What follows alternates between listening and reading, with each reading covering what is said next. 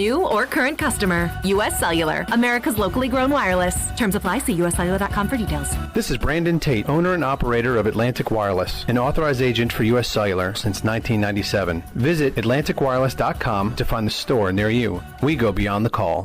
So, how does short points work? Well, at Jersey Mike's, 6 regular number 13s plus 3 giant number 7s equals a free regular number 13. So, Pepsi and Lay's now earn more points towards free subs. That adds up. Exactly. Download the Jersey Mike's app and earn rewards towards free subs with every sub, Pepsi, and Lay's you purchase.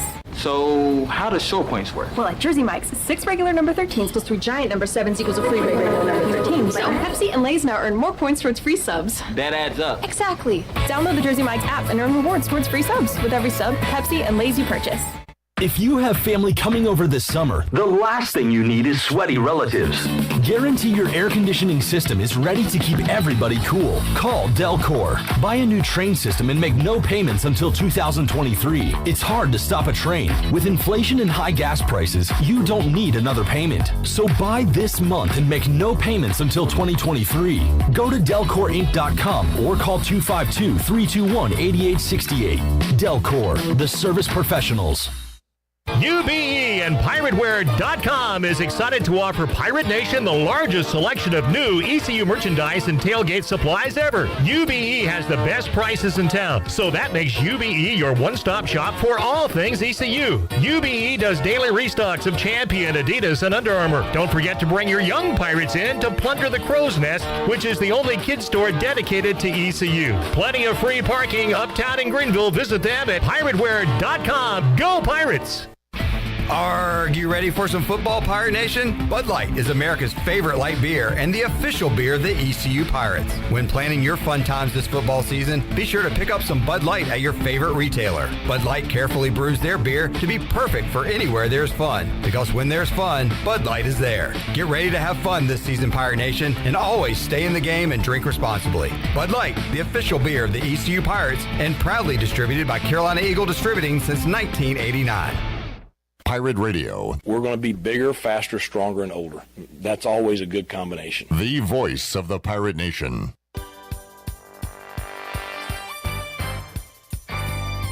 You're listening to the U.S. Cellular fifth quarter postgame call-in show. Here's Clip Brock. Alrighty, 317-1250, the number. A deflating loss for the Pirates. Missed extra point, missed field goal, and NC State wins it by 1 point today at Dowdy-Ficklin Stadium. We're taking your calls, 317-1250. We have open lines, 317-1250.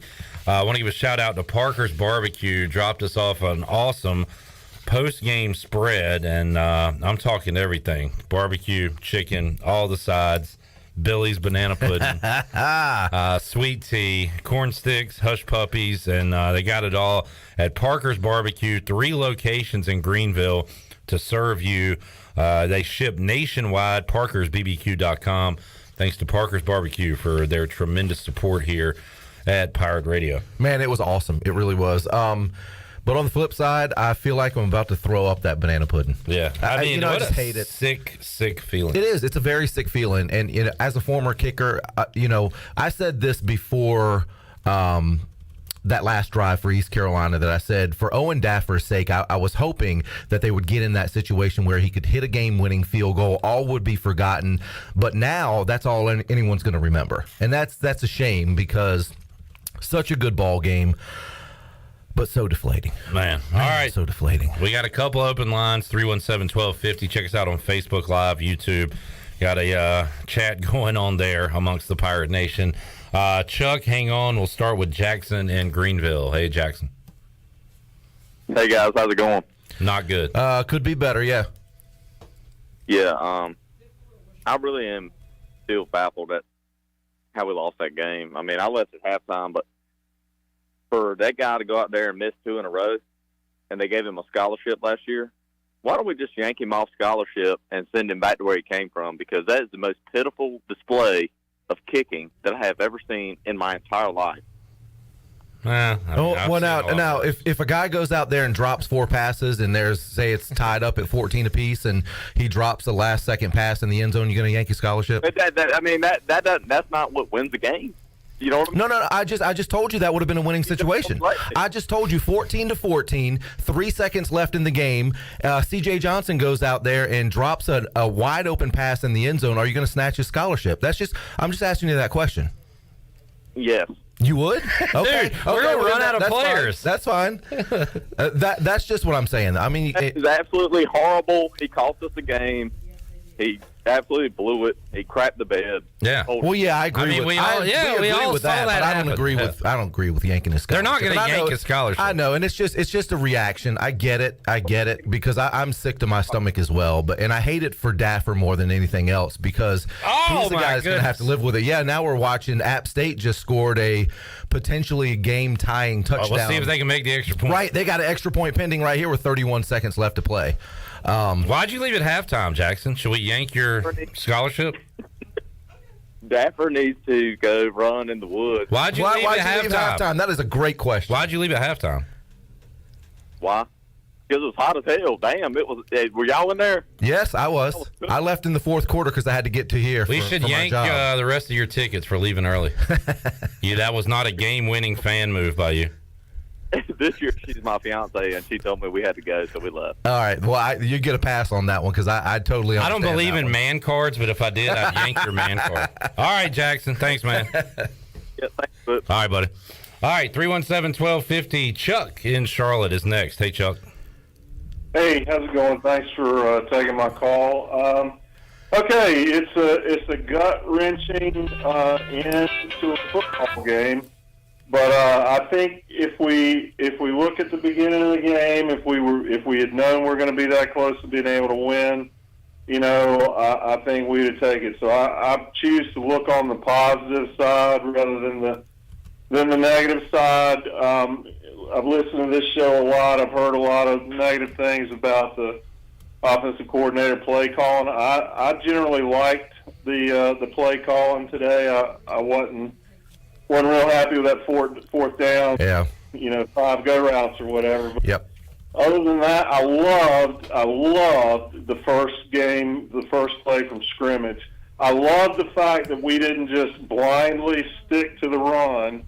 But I understand now why Houston was so committed to that over the years, because we had to make them believe that we would run. And we didn't run worth a crap today, but they believed that we would. And so I think that helped us.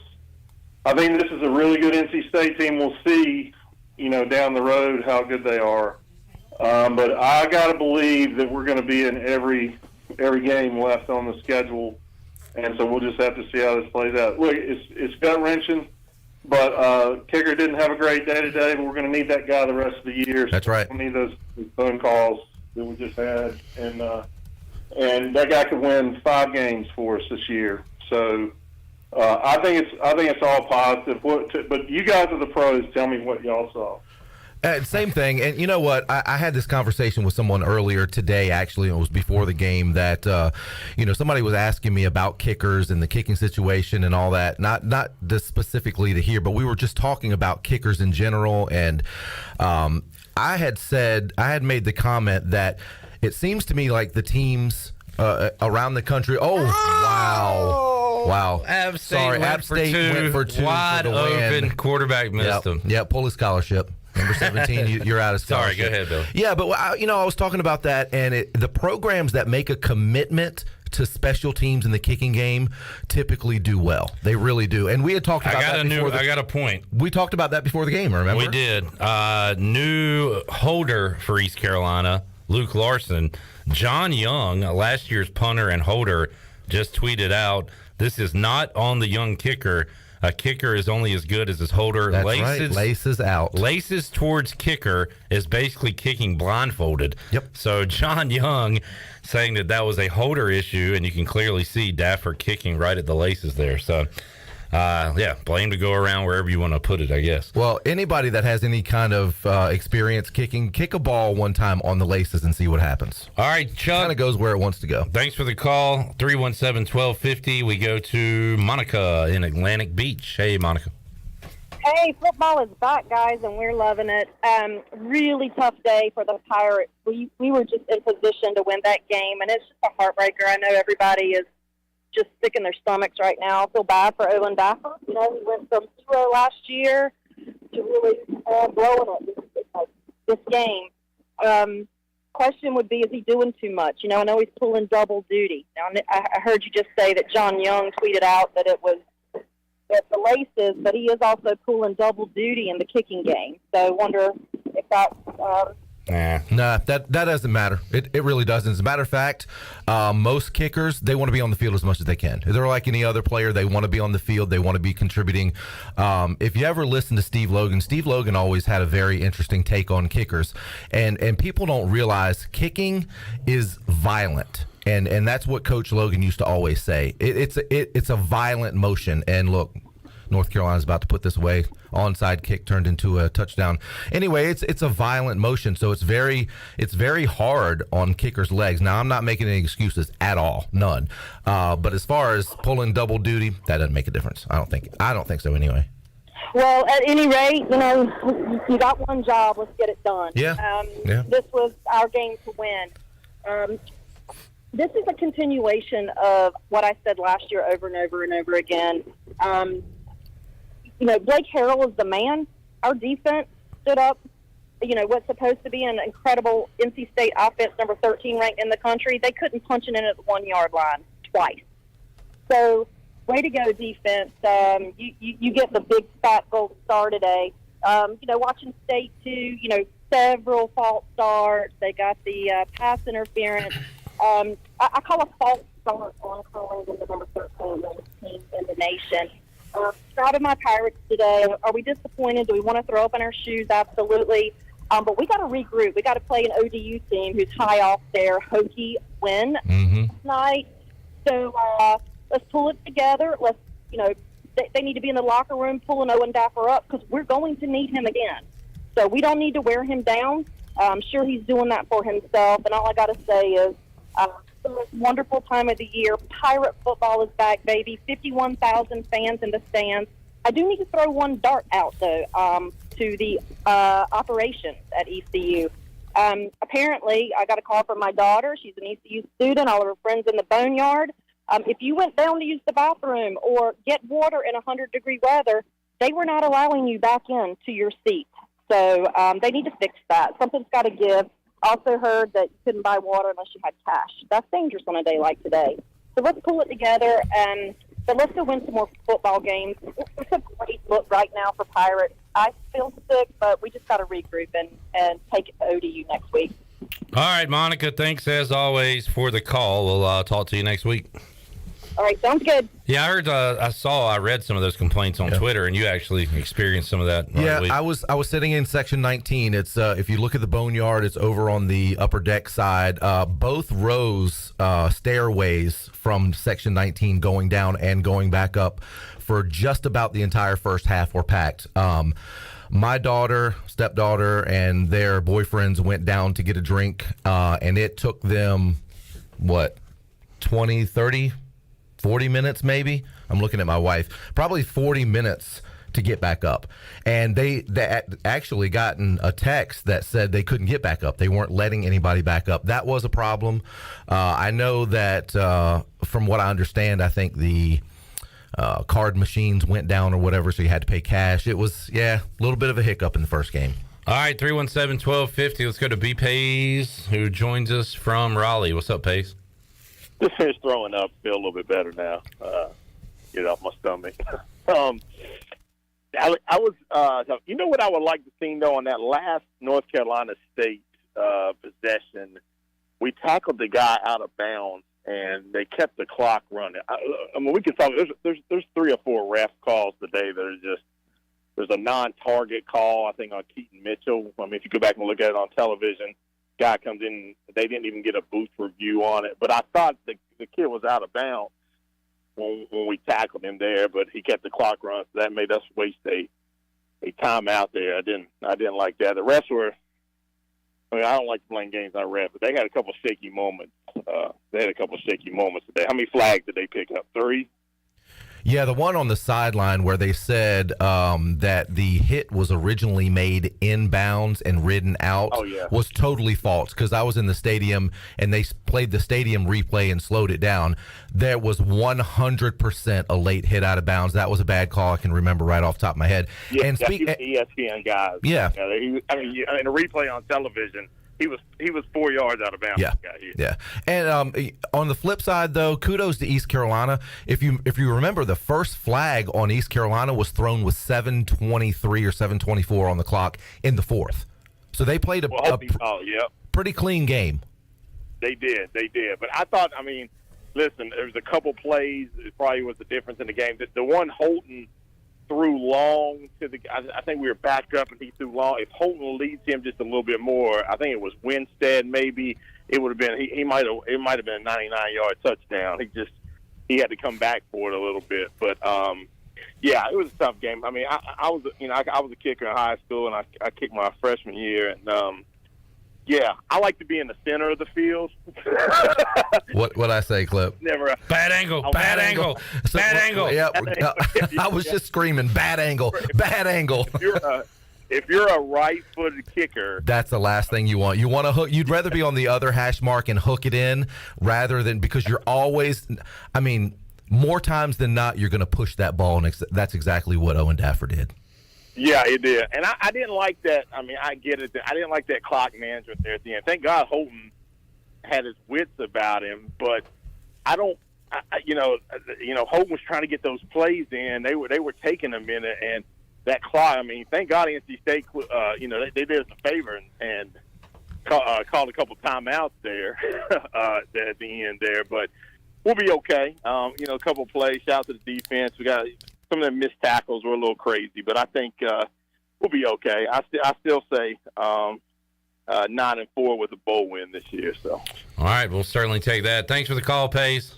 All right. Okay, I've been wanting to say this for so long now. I didn't want to interrupt Pace. North Carolina is so stupid for returning that onside for a touchdown, because all it did was give Appalachian State a chance to get the ball back, and they just drove down the field and scored a touchdown. Okay. It is 63-61, and now they will go for two. Absolutely. North Carolina could have slid down after getting the onside, but instead the guy runs it in to give App State more time, and before I could tell you all that, they drove down the field and scored in two freaking plays. I tell you what, if you're an East Carolina fan and you're sick to your stomach right now, you could be a North Carolina fan and you'd really be sick to your stomach if you're watching this game. Holy cow. 63. Gene Chizik, you want to talk about people getting fired, losing scholarships? All right, App State's going to go for two, and we'll take a time. Okay, so Doug, we'll go. Can we get Doug up, Shirley? Doug in Greenville is up next. Hello, Doug. Hello, how are you? All right. Yeah, and sorry, this is the App State UNC postgame show just for the last couple seconds there, so sorry about that. I get it. As much as we like to say that East Carolina had a tough opponent in NC State today, I think it's very fair to say that NC State had a very tough opponent in East Carolina. I am a Pirate fan through and through, and I am extremely proud of the guys and the way we played. Competing doesn't translate into wins and losses. However, if you give that type of effort through the rest of the season, we're going to have some really, really special results from this team. Nothing should be left on the field feeling shameful as Pirate fans. This is the best our team has looked in the past 4 to 5 to 6 years. So I'm very hopeful in what we saw today, and those guys deserve a lot of credit. And thankfully, Johnson is back. It was great to see him back in his element. He was great. C.J. Johnson was awesome today. All right, Doug, appreciate the call, man. Thank you. Yeah, just for reference purposes, C.J. Johnson, leading receiver today, 6 receptions, 90 yards, 1 touchdown. Shirley Rhodes wins fantasy, but I tell you what, Winstead dropped a couple, but he's a man, he looked and good. I like him a lot, and he's going to have a big year. Ryan Jones picked up where he left off. He had some big plays, too. He looked a little gimpy during the game. Well, he hit did a couple times. In the first half, I remember he took a hit and kind of limped off. He actually called for a substitution and limped over to the sideline. So, but man, he might have a little gimp. Talk about heart and whoa. And App State goes for two twice.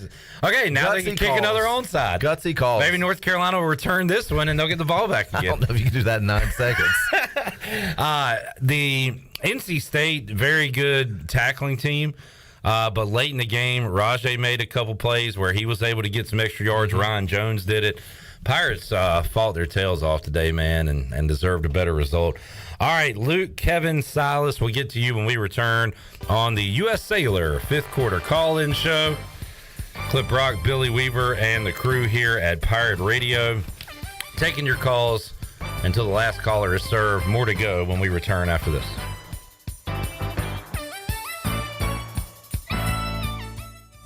It's bow time. Why are Bojangles Chicken Supremes called Supremes? Well, with golden crispy chicken tenderloins this juicy, tender, and full of bold flavor, what else would you call them? Superbs? Nah, that would be weird. Get your Chicken Supremes combo today with a scratch-made biscuit, your choice of fixin', legendary iced tea, and have you heard there's a new sauce in town? Try our new creamy buffalo sauce when you get a Chicken Supremes combo today. It's bow time. I can't think of anyone who doesn't love a clean car, but how often do you actually go to the car wash? Does it take too long, or maybe it's just not a very nice place? Tommy's Express changes everything. Our wash is bright, inviting, clean, and fast. I love the flat conveyor belt. So easy to pull onto, much smoother ride, and safer for my car. And when you join Tommy Club, you can wash as often as you like for one low monthly price. I save money and time. We're Tommy's Express. At the corner of Greenville Boulevard and Red Banks Road, Greenville. Do you have an old injury or just some pain that keeps holding you back? It's time for you to get better. With Kinetic Physical Therapy and Wellness, we can help you get your life back. Whether you need to get back to a sport, back in the gym, or just back to enjoying life, our team of specialists use a one-on-one, hands-on approach in our state-of-the-art facility to get you back moving again. Don't settle for where you are. Don't stay in pain. Visit kptonline.com today to see how Kinetic Physical Therapy and Wellness can help you live well, move more, and hurt less. You've worked hard to make your business successful, and that's why it's really important to always have a bank that's in your corner when you need them. This is Chris Richards from First Bank, and our experienced team of local bankers includes Lee Watson, Ashley Capps, Bonner Latham, Josh Hooten, and Heath Nisbet. To get the business services that are right for your business, come and see one of our experienced team members at First Bank on Arlington Boulevard in Greenville. First Bank, together with our customers, we're creating a world where individuals and communities thrive. Member FDIC. Greenville Utilities electric customers will soon be able to receive text notifications in the event of power outages. Enrollment is automatic, so make sure GUC has your cell phone number by signing into your account at GUC.com, then update the information in your user profile. Want to talk with someone instead? Call 252-752-7166 during business hours. 252-752-7166. Update us so we can update you. Visit GUC.com for more information. Better ingredients, better pizza, better brace yourself because this right here is a Papa John's Papa Bowl. No crust, just piping hot toppings and melty cheese in an oven-baked bowl. Better ingredients, better pizza, now in a bowl. Papa John's. Hey, Pirate fans, brace yourself for the brand new Papa Bowls for only $7.99. The new Papa Bowls are an MVP move for game day or any day. Place your order online at papajohns.com and sign up for Papa Rewards. Papa John's, better ingredients, better pizza. Go Pirates! Hi, this is Phil Steele of Phil Steele's College Football Preview Magazine, and you're listening to Pirate Radio, the voice of Pirate Nation.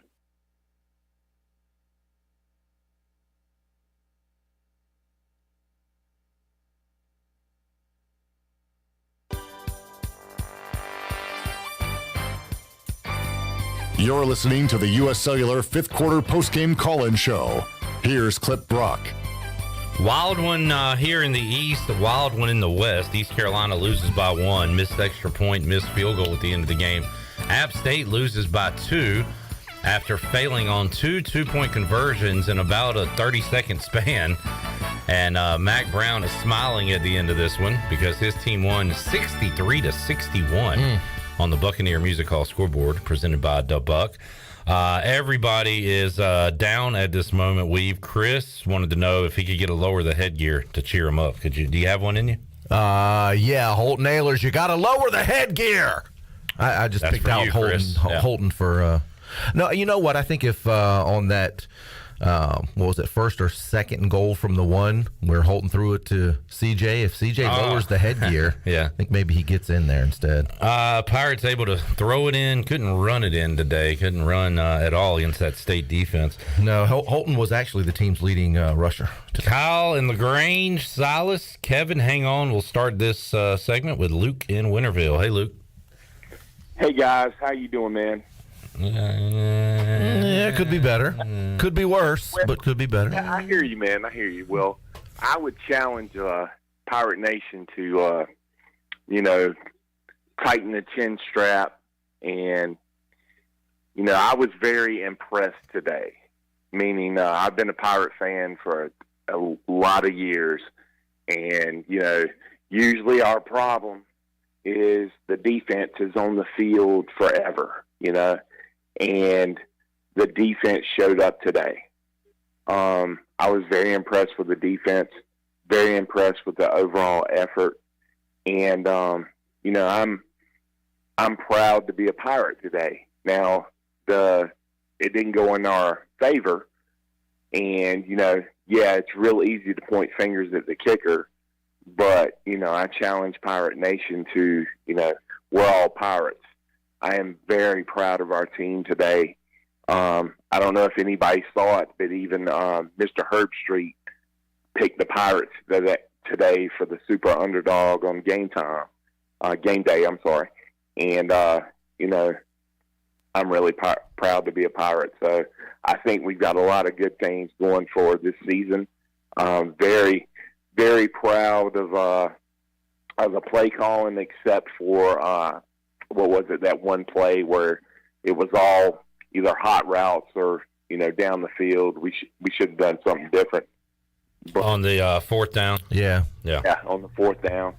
But I'm very excited about this season. I hate that we still. It doesn't matter what. And I'm a little biased, but it doesn't matter if it's on ESPN or if it even isn't televised. We never get the quote unquote home calls. And what I mean by that is, previous caller had said today, there was 3 calls that were blatant. I mean, if you don't know much about football, those 3 calls should have been called and they were taken back. And so, that frustrates me. But, like I said, proud to be a Pirate today.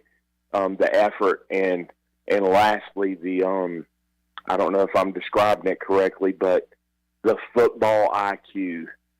In the past, we've made so many errors, whether it was emotional, just stupid stuff, meaning like, unsportsmanlike conduct, holding when we didn't need to, any of that.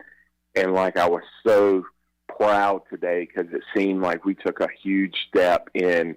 There was plenty of times where we could have easily been weak and done something, and we didn't. We didn't have our first penalty to the fourth quarter, and that, speaks volumes. So, yeah, Luke.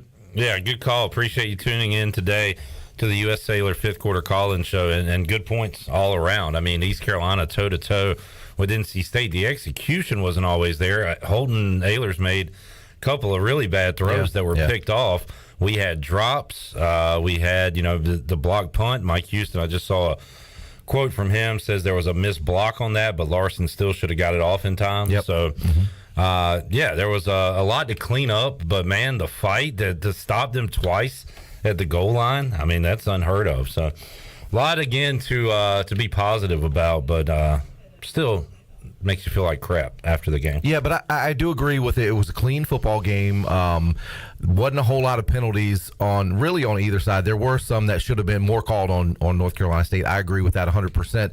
And this is the game that sets up to be ugly, because it's a rival game. It's the first one of the season. It's a jam-packed crowd. Kudos to East Carolina for keeping their heads about them, not getting into that kind of situation where you've got 15-yard penalties, unsportsmanlike, targeting, which probably should have been one called on North Carolina State. But kudos to East Carolina. They played a clean football game today.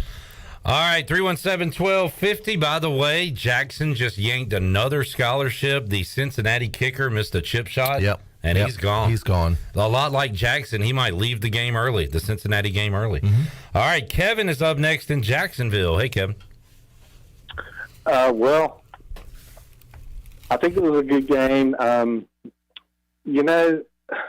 Everybody's getting down the kicker. I think the key point of this game was when that field goal, the punt was blocked for the touchdown. That was it. That is the turning point of this game. He was lackadaisically going to the right, and he just, let me kick it over here. And it was in there for a touchdown. That was the reason we lost this game. Well, I felt like the whole game that you're not going to make that 7 points up, and East Carolina did the best they could. But I mean, I agree. At that point, it's just so deflating that you're toe to toe, you're even with them, and that happens, and it's just tough to fight back and make up for. East Carolina was able to do it, but again, wipe that one off the board. We're talking about a win if the score stays the same. So yeah, and you know what? I blame the call in that situation, because in a punting situation, when you're deep in your own territory, it's a straight-on punt. You don't go to a rugby-style punt. That's only in positive yardage situations. If you're on your own 40 and anywhere beyond, on the 50, their territory anywhere, then you can roll out on a rugby-style punt, give your coverage time team to have extra time to get down there and down the ball. Not in that situation. If you're inside your own 20 or 30-yard line, it's a regular two-step punt, kick, get the ball out of there. That didn't happen. That's exactly what lost us the game. So there we go. All right. Thank you, Kevin. Appreciate it, man. Let's stay on the Pitt Electric live line. Pitt Electric is hiring. You can join their team. Go to pitelectric.com. Silas is up in Greenville. Hey, Silas. Hey, how's it going? All right. Hey, I thought the defense played really well. I know I'm probably not saying anything that's been said, but the moment that really made me jump out of my chair today was that fourth down goal line stand where they just drove them back to the 20. And I think if we're going to build off anything from this game, it's that moment, because we gave them 11 points in special teams. And I think that's why this game, I don't feel angry after this game. I just kind of feel sick as I'm sitting there watching the time run out. And I think anytime you lose on special teams, that's the feeling that you get. But I love the defensive intensity, their mental toughness, because they got down to the 1-inch line on that huge run, and that was the game. And they came back and they drove them back from that point and put them back in the game. So I know everyone's going to be mad at Daffer, but I also felt like if there's a critique, they really didn't set him up for success. He was already mentally not ready to kick that kick, I don't think, at the end of the game. So when Billy said, I hope he gets a chance to win it here, Chandler and I both said at the same time, I'll take a touchdown. Well, no, I would. Yeah. But, he might have overcompensated, and maybe that's why he pushed the last one, because he was thinking about the previous one too much. So yeah, but kickers miss kicks. Like, Adam Vinatieri was a failure in the 90s until he became a hero in the 2000s. That's just the fact. If he wants to look up, kickers miss kicks, and then they become heroes because 2 weeks later they make a huge kick. That's just what it is. You got to set them up for success. I thought they really had to get the ball inside the 20, and they had to get it lined up on center. And I didn't think he was going to make that last kick. I don't know why anybody expected that he would. Man, if Ehlers could have got a couple more yards, got that first down, clock stops, and then... Yeah, well, I still don't know if you would have time to get the ball in the middle of the field. But still, I think that's the thing I think you have time to do is get the ball in the middle of the field. And I think but the clock's going to keep running if you do that, though. Yeah, that's true. So I don't know if you would have had time anyway. Yeah, I know they were trying not to give the ball back to NC State, and I get that. But I think that they had to be more aggressive in moving the ball farther downfield. It just felt like we were setting it up from a field goal from the beginning. If I was an NC State coach, that's exactly what I would have wanted to see. But Daffer just needs to keep his heads up, because in 3 weeks from now he's going to be kicking a game winner, and this is all going to be in the past. So it's a hard job. I think there's nothing good that can really happen to you as a kicker. No. It sucks. He had a horrible game. There's nothing around that. But, you know, he just got to keep his head up. We shouldn't be yanking his scholarship. We should be yanking the tickets out of fans who leave in the second quarter. So, my opinion. All right. Appreciate it, Silas. Thanks for calling, man. No problem. All right, 317-1250. Good to hear from Kyle in LaGrange. Kyle, what's up, man? Oh, man, Cliff, I'll tell you what, probably the most emotional loss I've ever experienced. I don't cry after losses normally. I've cried after a few wins. First time I ever cried after a loss. You know what's going on with me, and got a lot of emotions on my mind right now, and that just ripped the heart out of me. Anybody who's going to be negative on Owen Dapper, I understand it, but, I don't think too many grown men are going to do anything stupid on Twitter or anything like that, but I would challenge the students to be mature and remember that kid didn't intentionally miss those kicks. A whole lot of people contributed to put us in a position to win, and a whole lot of people contributed in us losing the game. Special teams just today were atrocious. From the block punt, missed field goal, missed PAT, I couldn't tell, but the announcer said the laces were in. I don't really know how much that affects the PAT. I ain't never been a kicker. But, Owen had a chance at the end to win it, and he didn't get it done, such as it is. Last year at Navy, he was the hero. And as people have mentioned, sometimes you're going to be the hero, sometimes you're not, and today he's not. And I'm sure if anybody feels worse than me, it's Owen. And so he just keeps it up, and going to need him next weekend against a good Old Dominion team, who beat Virginia Tech last night. This Pirate team has a lot of heart, man. Defense, you can't say nothing bad. Defense played their asses off. The goal line stands were – I haven't seen us have goal line stands like that since the Skip Holtz days. This defense is for real. Keep in mind, people, this is the 13th ranked team in the country, picked second in the ACC. Well, ladies and gentlemen, boys and girls, children of all ages, if they're the 13th best team in the country, then we're the 14th best team in the country. If they're the second best team in the ACC, then we're the third best team if we were in the ACC. I mean, we played with them toe for toe. We couldn't run the ball on their D-line at times, but there at the end, Rajay Harris has some big runs. I would have liked to have seen us throw the ball to Keaton a little more. You saw what happened when we did there towards the end. He had the big run down the sidelines. Would have liked to have seen more of that. And I'm sure we will in the weeks going forward. Holton, second half, played his ass off, a couple of bad throws in the first half. I have no doubt this is going to be an amazing football season. This one just hurts as bad as any loss I've ever felt. And like I said, part of it's football, part of it's personal. And I don't know. I wish we could go ahead and play Old Dominion now. I'm sure the team don't.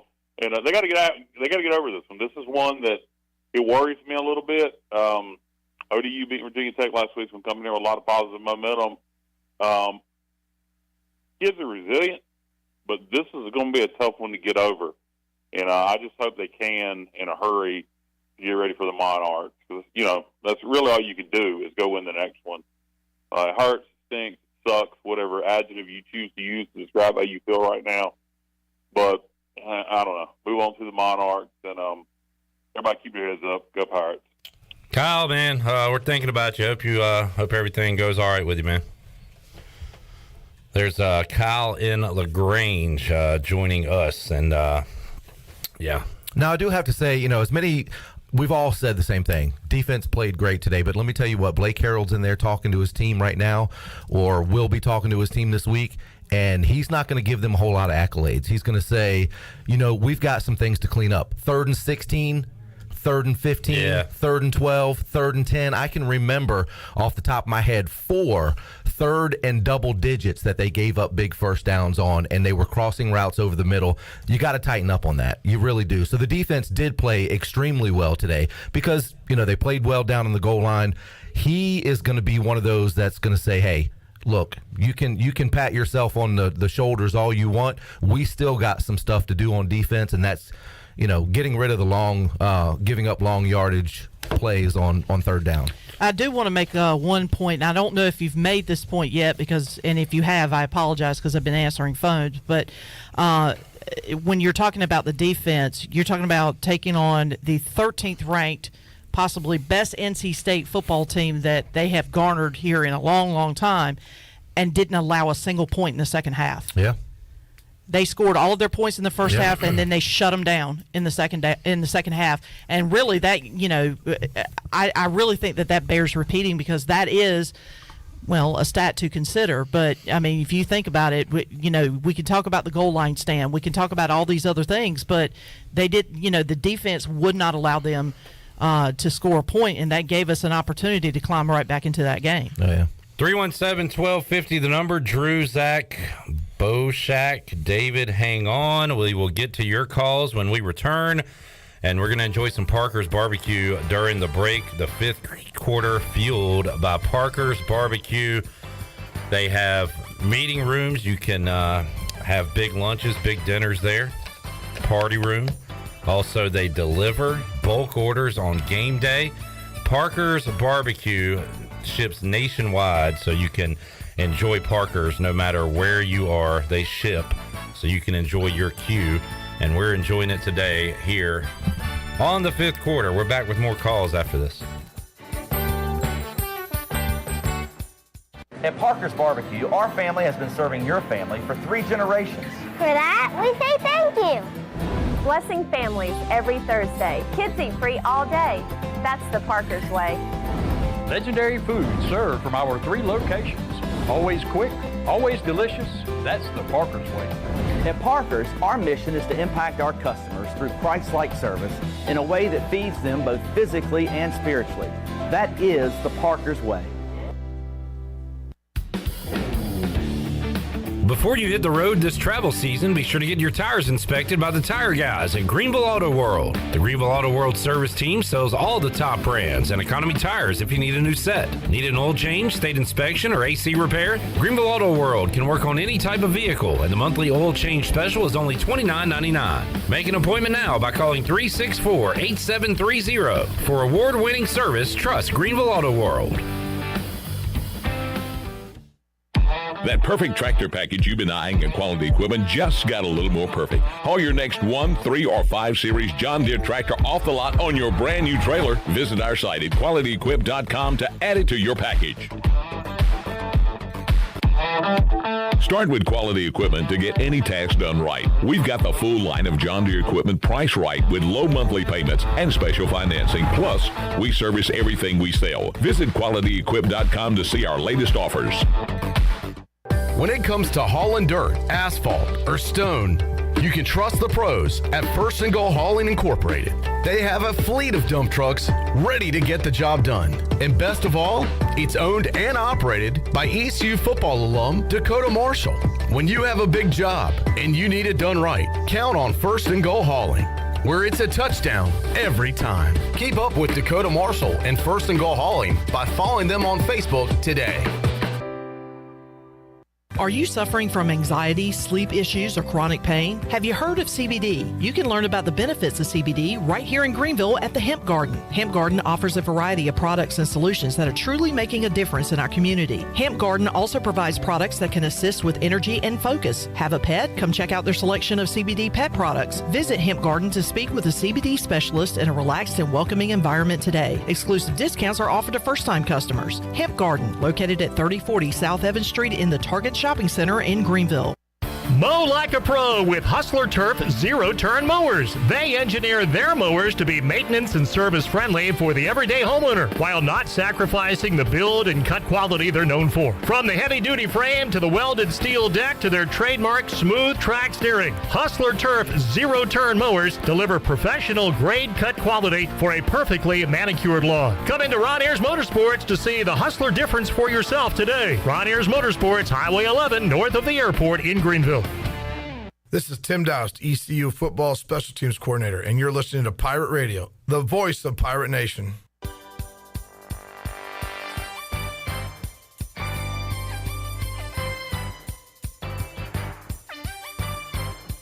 You're listening to the U.S. Cellular fifth quarter postgame call-in show. Here's Clip Brock. Back with you on the U.S. Cellular fifth quarter call-in show. Give us a call, 317-1250. Line's locked and loaded right now. Just saw former Pirate Dakota Marshall in the parking lot. And he's sick, I'm sick, and we got to talking. I said, Dakota, were you on the teams with Ben Hartman? And he said, yeah. Oh, yeah. And then we just kind of looked at each other, shook our heads, and he drove off, and I walked inside. Kickers, man. It happens. Yeah. It happens. It happens. But good to see Never happened Dakota. with Kevin Miller, though. Never? Not that I can remember. He in my mind, and I may be wrong. Somebody may be correcting me, but just off the top of my head, I can't ever remember Kevin Miller missing a clutch kick. I really can't. If somebody can remember one, please tell me. Well, good for him. Makes me feel great right now. All right, Drew, Zach. That's my guy, man. Boshak. Hang on. David's up in Farmville. Hey, David. Hey, guys. First off, let me just do a shout-out to Kyle. Kyle, we're behind you, man. We've got prayers going. Hope you get well soon. Just a couple of things. One, it was hot. Concessions still have a little bit of work to do in the upper deck. They didn't run out of supplies, but the lines are just horrendous. But they should expect, if you got 50,000 people, I guess 10 of them or so are in the upper deck, maybe 12, but just need a little bit better work there. All in all, I mean, look, honestly, I didn't expect us to win. I think the team showed a lot of heart. Those defensive stops on the goal line were incredible. Just really, really a lot of heart. If you go back, the first interception, Ehlers underthrew the ball. The second interception, he had a guy wide open on the 10-yard line, overthrew him. Then you had the punt. Other than that, I mean, I feel bad for Daffer, but he'll find it. And I just, we had opportunities to win this game. You're just going to have to build on it. Hopefully, maybe this will propel them. I agree with you guys. If they're the 13th ranked team in the nation, I think we're pretty darn good. And now it's just got to go keep working hard and get some wins and play well. But the one guy I want to call out, I tell you what, man, Winstead is the deal. I like his moxie. He's got really good hands. It took him a little while to get going, but I like his hands. I like Kerry King. I think we got a really good team. Now let's just find a way to move forward with it. So I'll hang up and listen, and I appreciate it. All right, David. Yeah, good call. And I agree with Winstead, like him a lot. And somebody pointed out earlier, but good to see the old C.J. Johnson back as well. Billy ran over his numbers on the UB stat sheet earlier, but that catch and run touchdown was a thing of beauty early in the game. And as you said, almost had his second touchdown. But got to lower the headgear there. Ended up going to Shane Calhoun, which Bryce Williams was excited about, seeing a number 80 tight end get in the end zone today. All right, 317-1250. Boshak is in New York. Hello, Boshak. How you doing? I'm going to keep it short and sweet. First off, that's unfortunate circumstances in that game. Second, you got to make that kick. And third of all, we got a bright future ahead. Go Pirates.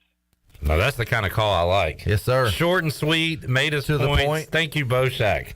And he, if you missed the game for some reason and you're just tuning in, he just summed it up for you. That's right there. Easy summary right there. All right, Zach is up next in Greenville. Hey, Zach. How y'all doing this afternoon? Not bad under the circumstances. I got you. Well, I'm feeling sick to my stomach right now. I'm outside Buffalo Wild Wings, about to get me some wings. The team played great. I feel bad that we lost the way we did, but the students showed up good, and we played a good game. And I think we're going to win the conference this year. Go Pirates. That is I like that call. Sick to my stomach. We're still going to have a good year. And I'm still going to eat wings. And I'm going to eat wings. We are eating Parker's Barbecue. So when you ask how we're doing, right now I'm full. Oh, and I'm definitely full. Look, I'm a fat guy. I shouldn't. I think you're fluffy. I shouldn't talk about what other people eat, but you should have seen what Billy was eating in here earlier. I know. He look was at me. I'm getting a little fluffy. I mean, good. You should be. You like tripled on the desserts. All right. Hey, what's wrong with a Krispy Kreme donut on top of banana your banana pudding? I mean, who hasn't done that? What Come a on. move. What a pro Come move. on. All right. Drew is up in Texas. Hey, Drew. Hey, how's it going? Proud alumni, ECU over here in Texas. Just wanted to call in and, obviously not to reiterate, the defense was amazing. A lot of heart in the group, and I think they really are going to be the heart and soul of this team. I felt like Holton did a good job as far as, kind of displaying that heart as well. But, he has the intangibles, but when it comes to throwing the ball, I mean, anything over 15 yards, he has to put so much air on it that I felt like the safeties were able to come up in coverage. And then I just wanted to state, the disappointment that kind of came from this. For as much as we've heard about Mason Garcia and, kind of having that depth at quarterback where he is supposedly fully mature, why not, when we're playing an ACC opponent, put Holton out there and let him truly run the ball? If you look at the success we had in the second half, he ran the ball. There was actually plays where you could tell, hey, that was just a QB draw, and we had a lot of success. Another thing that I was kind of disappointed in as far as, Keaton, it's almost like DeMarco Murray when he got traded to the Eagles. The formation just didn't work for him. So my question is, even though Mike Houston has done an unbelievable job at halftime adjustments, and he still did that today, why not incorporate some speed options? You have a mobile quarterback, and we're not affecting the flats, and they are just beating up our A gaps, our B gaps, and we're not running the ball worth anything. A speed option really could have broke the game over. And also just to give a positive spin on the whole Owen Dapper situation. If he makes that PAT, we could easily be having a call-in show where NC State kicks a field goal on us and wins the game 24-21. I think because Owen missed that PAT, State came out very conservative and actually allowed us to get the ball back. It wasn't the poetic justice that we wanted, but, you got to take that in consideration. And, just to leave it on a positive note, I'm very grateful that ODU beat Virginia Tech. They have our full attention. I think if we were playing Campbell in week 2, it'd be a letdown. But because we're playing Old Dominion next week, we get to 1-1. Let's keep it going. All right, thanks, Drew. Good call. I love ECU next week. Old Dominion, you talk about a letdown spot coming to Greenville after that win. I love the Pirates' chances next week. Oh, yeah, like Drew said, they've got East Carolina's full attention. To Drew's point, though, about letting Holton Ahlers run a little bit more, there is a reason that the coaches don't want him to run as much as he would like to run. Bottom line is Holton Ahlers has no regard for his physical body. He will go out there and he'll run and he'll take a shot. He is not afraid to take a shot. As a result today, if you remember when he went out for that one play, it's being reported now that he actually popped his shoulder out of joint. I don't know if we call it a separated shoulder or what you call it. They popped it back in. He went back out. I've seen that personally with Holton Ahlers. When he was at D.H. Conley High School, he dislocated his finger on his throwing hand. I saw them physically pop it back in to joint on the sidelines. He went back out there and threw 3 more touchdown passes in that game, and Conley won. He is tough as nails. He'll go out there and he'll put his body on the line, and I think that's probably why the coaches are like, look, we can't just give him full reign to run all the time, because if so, he's going to end up getting out there getting hurt. So I get that. All right, we got lines locked and loaded. We'll take another break. Spencer, Jeff, Anthony, Joe, hang on. We're getting to you when we return on the U.S. Cellular 5th quarter call-in show. You can visit one of ECU graduate Brandon Tate's U.S. Cellular locations and experience the highest standard of customer service. Next to Little Caesars on Charles Boulevard in Greenville, in front of Lowe's on Memorial Drive in Greenville, next to Walmart on 10th Street in Greenville, and the U.S. Cellular store in the Greenville Mall behind Chick-fil-A. A lot more to go. We're back with you after this.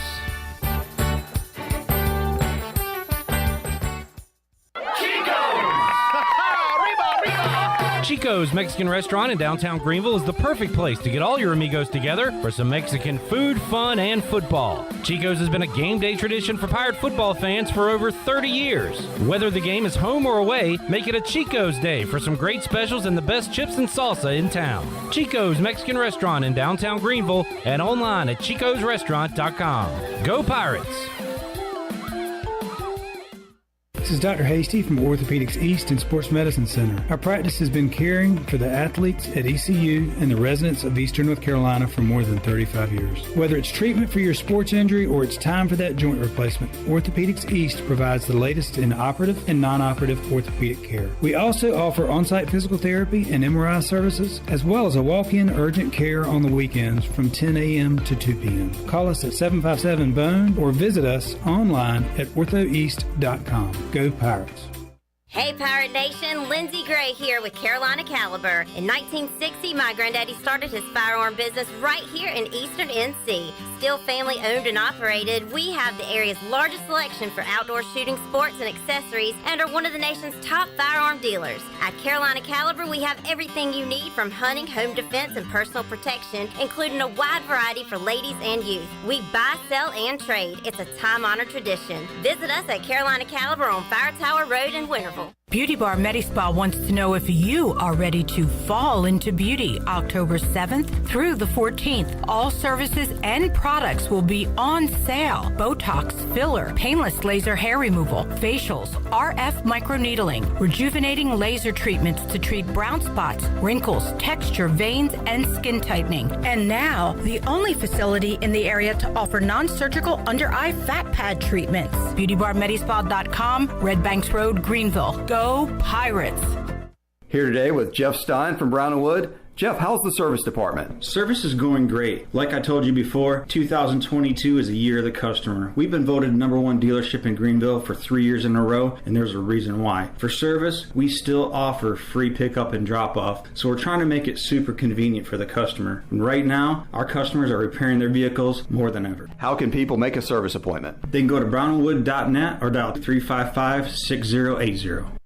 Christie's Europub is the perfect place to relax, grab a bite, and enjoy a drink. Located in the heart of Greenville and just a few blocks from ECU's campus, Christie's offers lunch, dinner, and late night with live music every Sunday. Come and have brunch Monday through Friday from 11 to 3 or Saturday and Sunday from 11 to 4. Scratch cooking takes time, so relax and enjoy a pint at Christie's Europub today. For the latest information, check them out on Facebook, Twitter, and Instagram or visit them online at christieseuropub.com. This is former ECU baseball player and mayor of Greenville, PJ Connolly, and you're listening to Pirate Radio, the voice of Pirate Nation.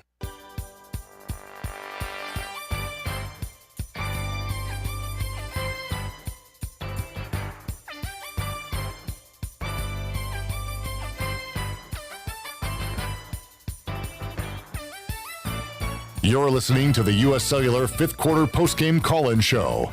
Here's Clip Brock. Now, with the Pirate Radio Scoreboard, here's Shirley Rhodes. Well, if I can get my mic to turn on. All right, games that are going on right now in top 25 play. Number 11, Oregon is trailing number 3, Georgia, 21-3 in the second quarter. Oklahoma leads UTEP 21-10 in the second.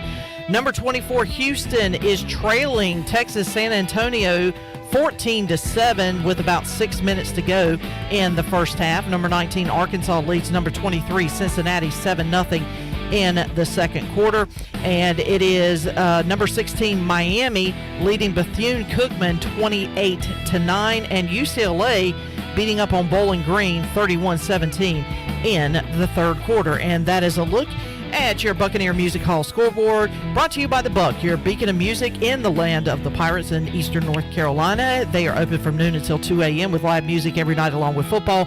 Follow The Buck on Facebook and Instagram for updated schedules, and we'll see you at The Buck. Now let's head back into the U.S. Cellular 5th Quarter postgame call-in show. Here's your host, Clip Brock.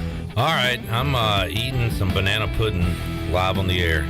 No, you're not. Because I'm grown. I can do what I want. No, you're not. That's not what that is. What is it? It's nanner pudding. Nanner pudding. Nanner pudding. From Parker's Barbecue. There's some good stuff. An unknown, a hidden gem at Parker's. Check it out after you destroy the barbecue and chicken and all that. Thanks to Parker's for our awesome post-game food here on the U.S. Cellular fifth quarter call-in show. All right, Joe, Anthony, Jeff hanging on the Pit Electric live line. We will start with Spencer in Washington. Hey, Spencer. Hey, guys. I just want to apologize for my voice first off. Lost it about midway through the second quarter due to the defense's efforts. I thought all the guys, they played a great game. You know, they really played their hearts out. I mean, particularly the defensive line just really played hard. But, you know, a subject I do want to profound upon is the fact that we lost water in our section midway through the second quarter. And just in no circumstance should that ever be acceptable. I mean, we had 4 minutes left, and they were out of all water.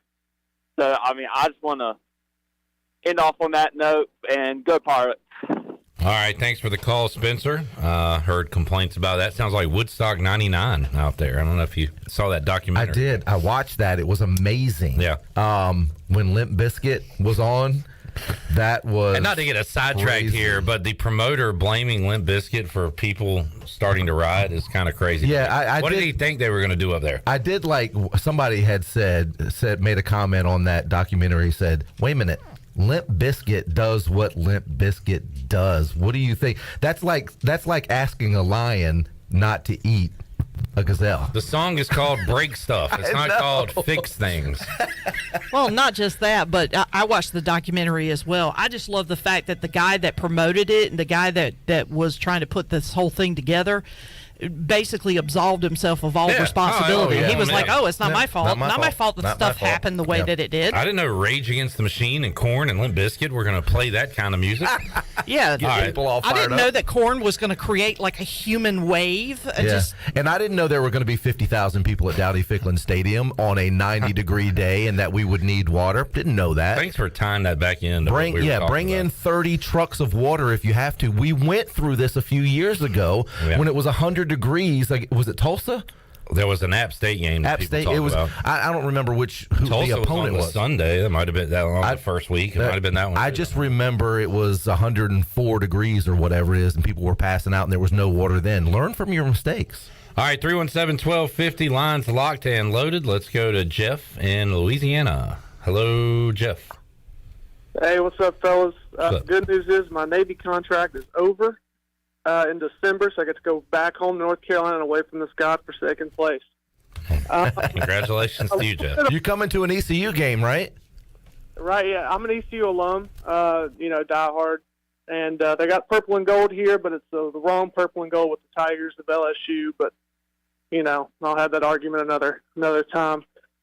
The lousier news, I hate to lose this way, and especially to those guys. But you know what? I'm finding myself heartbroken but not disgusted, like I have been years and years and years coming. So I will say that goal line stop is going to get me hyped in the gym for time and time, to come. So I hate that Owen.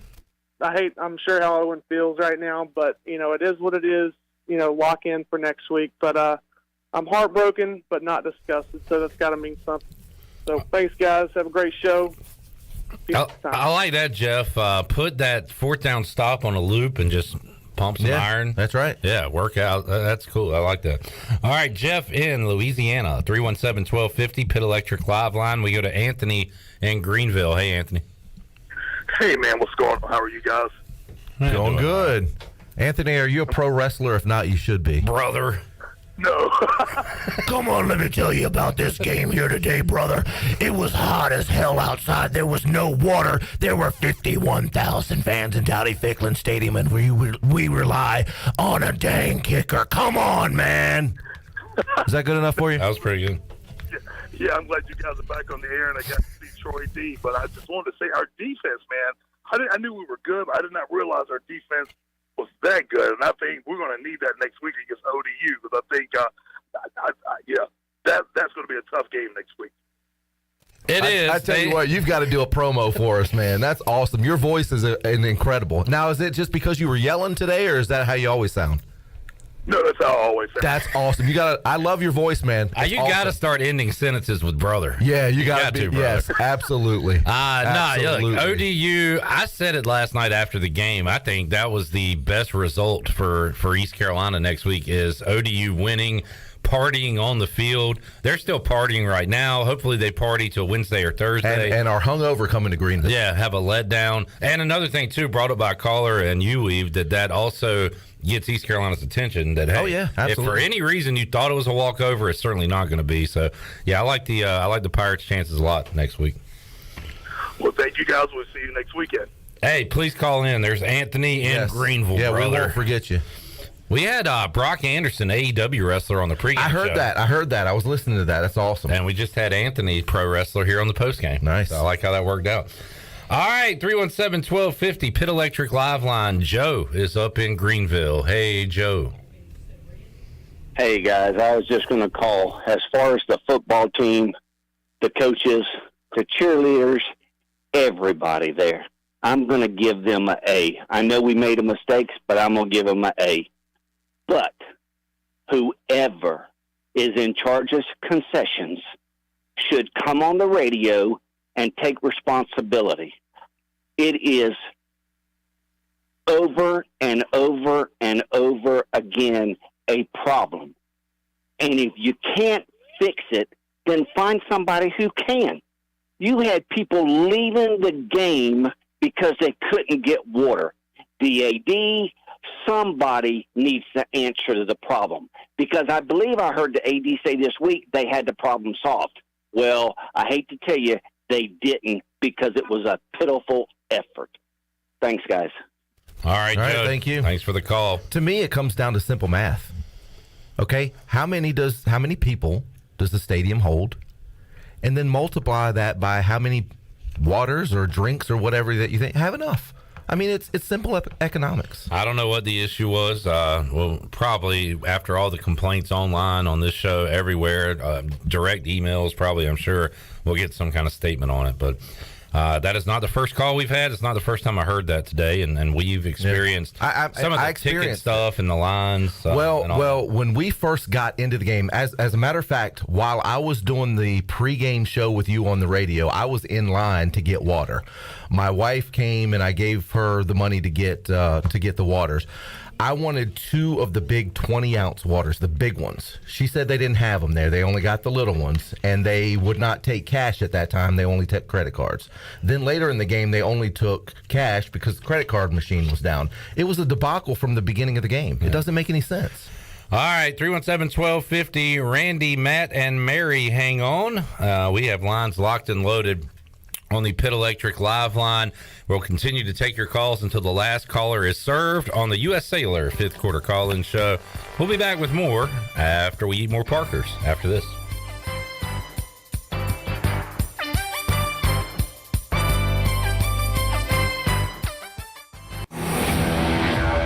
The best burgers around. Everyone loves a thick, juicy, and fresh burger. Tiebreakers in Greenville, plus the all-new Tiebreakers in Winterville, do real burgers better than anybody. So don't just go to any burger-themed restaurant chain. It's time to break the chain and eat local. Tiebreakers, real burgers at its best. Everybody loves burgers.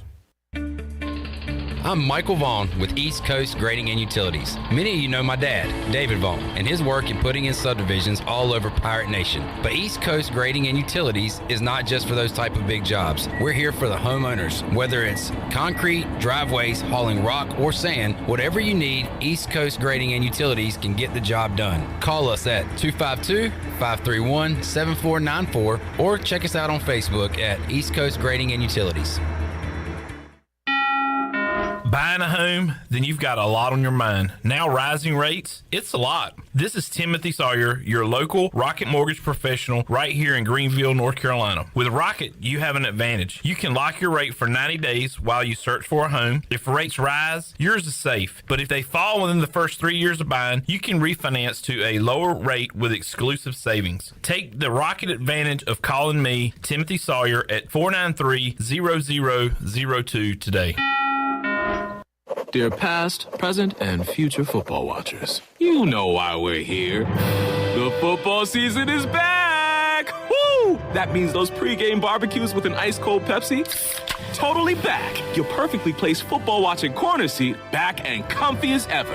18 Sundays of touchdown scoring, Hail Mary throwing, ice-cold Pepsi flowing football action. You better believe it's back. And since that's too amazing to miss a single second's worth, Pepsi is officially giving you permission to always put football first. And when we say always, we mean always. Like when your lawn is looking less like a lawn and more like a jungle. If the game's on, then the lawnmower ain't. And those gutters you haven't cleaned, today is not their day. Or maybe those in-laws are back in town. Well, better hope they're football fans because your Sunday is completely booked.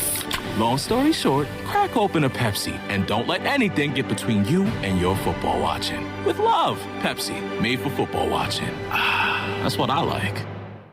Do you ever talk to yourself about where to eat today? And then you hear, Warren's hot dogs. then you're thinking, yeah, 2 hot dogs, chips, and a drink for only $6.25 would be awesome. Warren's hot dogs. And maybe some homemade lemonade, perhaps a pizza or a sub, and definitely an apple or peach turnover. Warren's hot dogs. Don't overthink where to eat today. Go to Warren's Hot Dogs in Greenville across from Ron Ayers or in Chocowinity next to the fire station. Warren's Hot Dogs, serving the Pirate Nation since 1991. Go Pirates!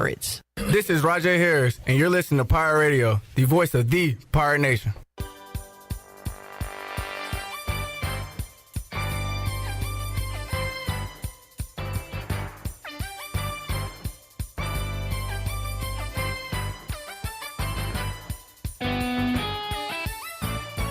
You're listening to the U.S. Cellular fifth quarter postgame call-in show. Here's Clip Brock.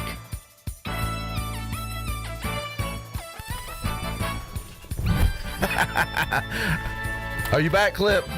I think, Clip, did you have to go to the bathroom after that banana pudding? Is that what it? And we're back. And we're back! 317-1250, the number. Thought I was going to have to take over the show. Could you do that?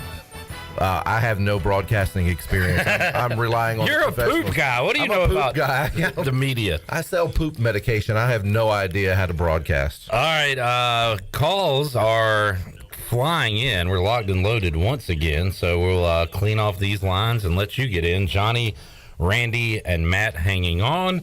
And Mary is up on the Pit Electric Live line. Mary, why you bugging? Hello, Mary. Could I go?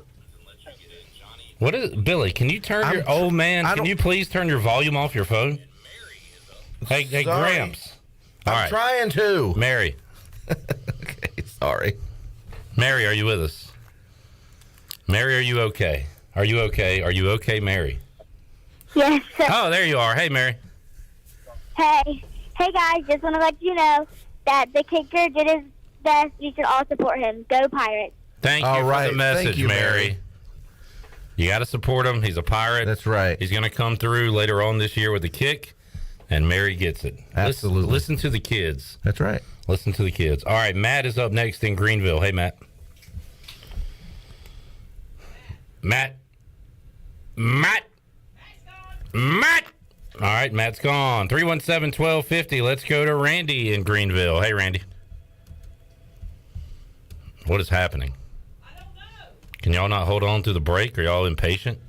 You part of this me society where you got to have everything instantly now? Right now. Come on. Got to have it right now. Let's try Johnny in Greenville. Hello, Johnny. Clip, come on, guys. Come on, guys. We got all them soccer stadiums in Greenville. We can't find a field goal kicker. They can drill a extra point. Come on, guys. We got to start scouting the soccer fields, Johnny, you think? Man, I mean, it reminded me of the being Hartman days. You need to drive through the Arby's on 10th Street and, be tell them what you wanted on the, roast beef sandwich, and all of a sudden you see a football get shanked off your damn windshield. I mean, come on, guys. I was wondering where he was going with that. Yeah, he took us for a ride there, but you landed it, yeah. Oh, you don't remember the days? That guy can shank one now. He would shank it. Yeah. The defense looked good today. The other guy took my thunder. I talked to the head one of the head managers for Airmark Services today. They are the ones that run the whole show there at the stadium. I said, let me tell you something, buddy. I'm not trying to put you down, but I know y'all have debriefs after games like this.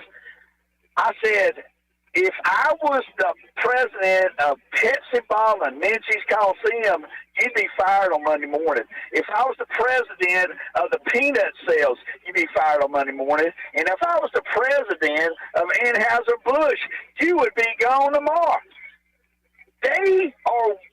People are standing in long lines, even in the Pirate Club VIP sections. Ridiculously long lines to get simple things like a bottle of water. It is ridiculous, and we look like we can't host anybody in our stadium when it's big time. So that other caller was so much correct, and our AD needs to correct that. Somebody needs to correct that immediately. It is so embarrassing that you can't get a Pepsi, peanuts, water, or Bud Light. But anyway, it's just sad that we should have won that game today. We should have won that game. And I was telling somebody, and I hate to say this, tell me one game that you remember in your Pirate lore. Oh, man, I remember that Holt Mangler's game when he came back and did this. You ain't got none of them. You got many Jeff Blakes. You got many Shane Cardons. You know what I mean? You got the Dominique Davis's Hail Marys. But tell me one game that just stands out in lore. Today, he should have grabbed it. He's a 6-year senior. And it's just, he got us in a hole early with some of them dumb throws he threw and interceptions. But overall, I was very pleased. We're on the right. You better give my girlfriend a raise, Shirley Rose, and Pirate Radio rocks. All right, Johnny. Thanks for the call. Good to hear from you, man, for another football season. And always looking out for Shirley Rhodes there, Johnny. That's like tipping the waitress, tipping the bartender. Tip your bartender. You got to tip Shirley for taking your call. That's right. All right, Kenny Cameron, hang on. David is up next in Raleigh on the Pit Electric Live line. Hello, David. Hey, how's it going? Yeah, I thought, ECU looked pretty good today. Should have won it, except for this one kid named Dapper. That guy got to go. I haven't seen a point after attempt miss so bad, right? You'd have to miss it any worse. You would have to break the laws of physics. It looked like a pass to the sideline, right? So he choked there. He choked at the end to win the game, right? It wasn't a give-me field goal, right? But that was you at this level, you need to expect out of your kicker in clutch situations that they're going to be able to make plays like that, right? The rest of the team really put out. The East Carolina defense really put out. They look like studs on the goal line, right? Kudos to them. But that kicker situation has got to change. And you know what? I give Owen a pass on the extra point, man. I'm telling you, kicking the laces, you have no idea where that ball's going when you kick the laces. I know this for a fact. I'm giving him a pass on that one. That's not his fault. I know everybody's going to want to blame Owen Daffer. It's easy to blame the kickers. It really is. And you know what? And then once he misses that, he knows that he put his team in a bad situation. He goes back out there. And once you get into the head of a kicker, it's tough sledding. It really is. Kickers are mental. They really are. And I don't mean that in a negative way, but they're like golfers. If you're not mentally into the game, if you're not mentally in your swing, it can affect you tremendously. And after he missed that extra point, man, I think it just got into his head, and that's why he missed the 41-yarder at a tough angle at the end. I'm not gonna be down on the kicker. I'm really not. I don't know, man. Ehlers, he had some bad throws. He shook it off. Yeah. Got his head back in the game. Yep. Made it happen. Right, I think the kicker should be expected to do that too, right? And yeah, if you're talking about early in the game, but you're talking about with 2.5, 3 minutes left in the game, so he doesn't have time to collect his thoughts about him. Now, I will say that the best athletes in the world that I've ever seen have the shortest memories, and in a situation like that, the kicker has got to have a short memory. He's got to erase it from his mind immediately, but that's easier said than done. Yeah, no, well, I hear what you're saying, but I think beyond any shadow of a doubt, the best player for NC State was Daffer today. But that's all I got to say. Gotcha. All right, David. Thanks for the call, man. 317-1250, Pitt Electric Live Line. We got a couple of lines open for the first time today, so you can jump in if you want to. Let's go to Cameron in Greenville. Hey, Cameron. Cliff, how about them Pirates? I'm heartbroken today, man, but we outplayed them on offense. We outplayed them on defense. We just didn't outplay them on special teams. That block punt for a touchdown killed us. Not even going to blame Daffer. Listen, I'm not going to say State's overrated. I don't think State's overrated. I think we are underrated. We have the next 6 games that are winnable for us. Let's win all of them. Let's go 6-1 when we play UCF. I'm looking at our schedule. The way if we play like we did today, defensive-wise, I only see 2 teams, Houston and BYU, or 3 teams. Houston, BYU, and Cincinnati is the only other games I think we could lose. I mean, the Pirates are back. State didn't win this game today. ECU lost. Can't blame Owen Daffer.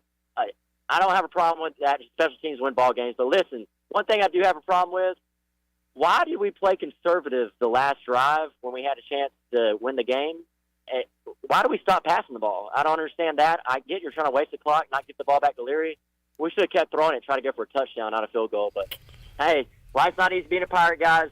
I'm telling you, we can win the next 6 games.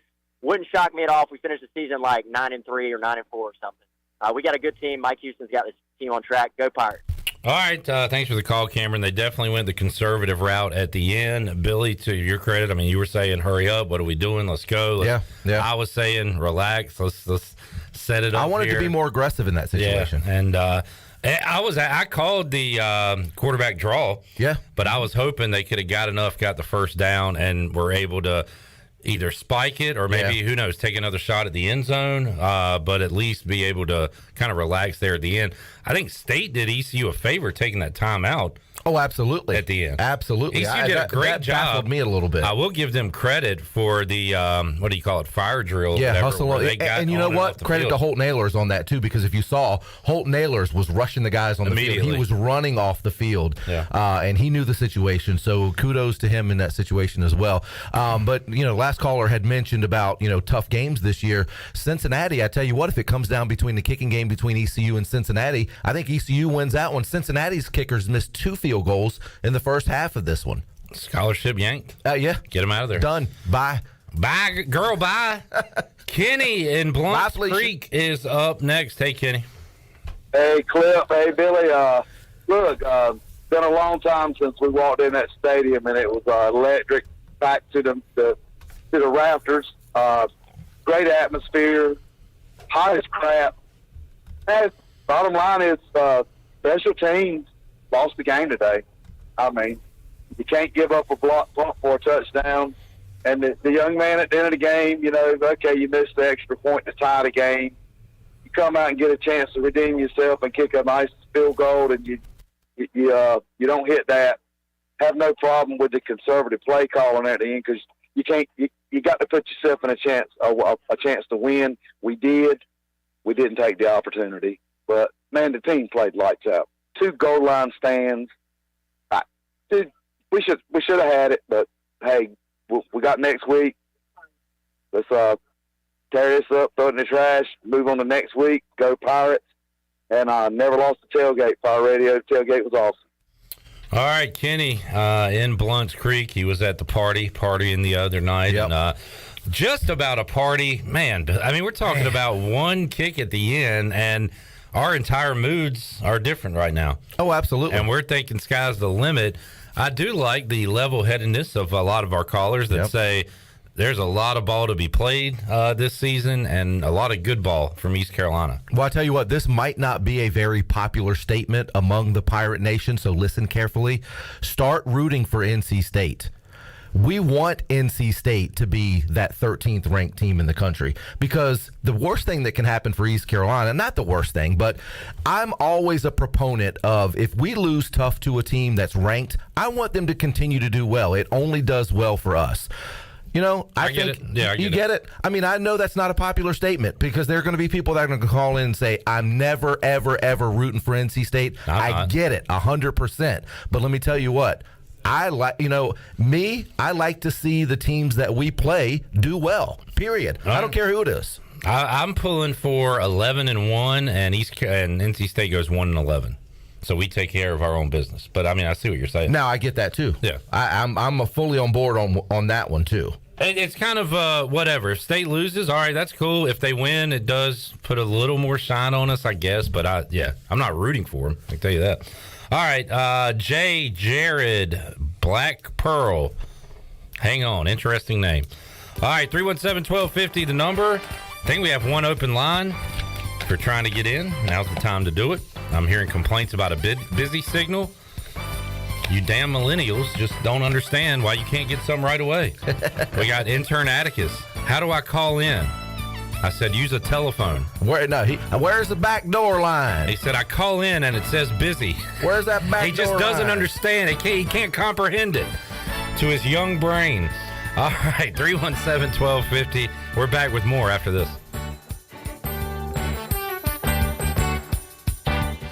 The Buccaneer Music Hall is your beacon of music in the land of pirates. The doors open at noon, 7 days a week. And the Buck has live music every night, along with football. Monday is open mic night, the first Monday of each month. Tuesday, it's karaoke with DJ Captain Morgan. Wednesday, it's acoustic night. Thursday, it's the dance party with DJ Kid Scene and live music every Friday and Saturday night with the best bands on the East Coast. Follow the Buck on Instagram for information and schedule of events. This season, party like a pirate at the Buck. Be sure to check out David Price Construction for all of your commercial or custom residential renovation and building needs. Run by ECU alumni, David Price Construction specializes in commercial projects, maintenance on facilities, and large-scale residential renovations and additions. Proud to be voted the Remodeler of the Year by the Home Builders Association of Raleigh-Wake County in 2018 and Best Business Commercial Remodel Project winner for 2020. David Price Construction, the proud ECU Home Services partner. My whole business just went up in flames, but my agent was there before the fire was out. We started a plan. I've got 25 employees who could be out of a job if we didn't get this place running again. My independent agent and auto owner's insurance, they made sure we didn't skip a beat. I mean, we didn't miss a single payroll. That's incredible. For whatever lies ahead, we're always there. This is Jeff Gibson with Town Insurance in Greenville. Call me today at 756-8300. Go Pirates! Hello, Pirate Nation. This is Kyle Gaines at Washington Chrysler Dodge Jeep Ram. We are growing, so is our service department. We're adding more space to provide a faster, more affordable service for you. Come sit down with our team and let us customize your next Jeep or truck. Have the freedom to pick out your own lift, wheels, and tires and more. Drive a little, save a lot when it comes to customizing your next vehicle. We're at Washington Chrysler Dodge Jeep Ram, located off 264 West in Washington, North Carolina, and online at WashingtonChryslerDodgeJeepRam.com. Hey, Pirate Nation. This is Russell from Russell's Clothing in downtown Washington. Believe it or not, fall weather is coming and we're ready for some Pirate football. Russell's has a long history of dressing Pirate fans, both men and women. For the men, we offer both logoed and non-logoed from Peter Millar, Johnny O, and Smathers and Branson. Our ladies love Tyler Bowe, Crosby, and Never a Wallflower for game day. Join us in wishing the Pirates a healthy and successful season. And remember, for all your game day needs, shop Russell's in downtown Washington. Go Pirates! Hey Pirate Nation, this is Holt Nailers for my friends at ArcPoint Labs. Just as I trust my teammates, you can trust ArcPoint Labs to give you quick and accurate results for your laboratory testing needs. ArcPoint Labs provides insights and solutions to enable individuals, businesses, and communities to make informed decisions on their health, safety, and well-being. Visit any of the 6 Eastern North Carolina ArcPoint Labs locations or go to arcpointlabs.com. Go Pirates! This is Brian Bailey, host of The Brian Bailey Show, and you're listening to Pirate Radio, the voice of the Pirate Nation.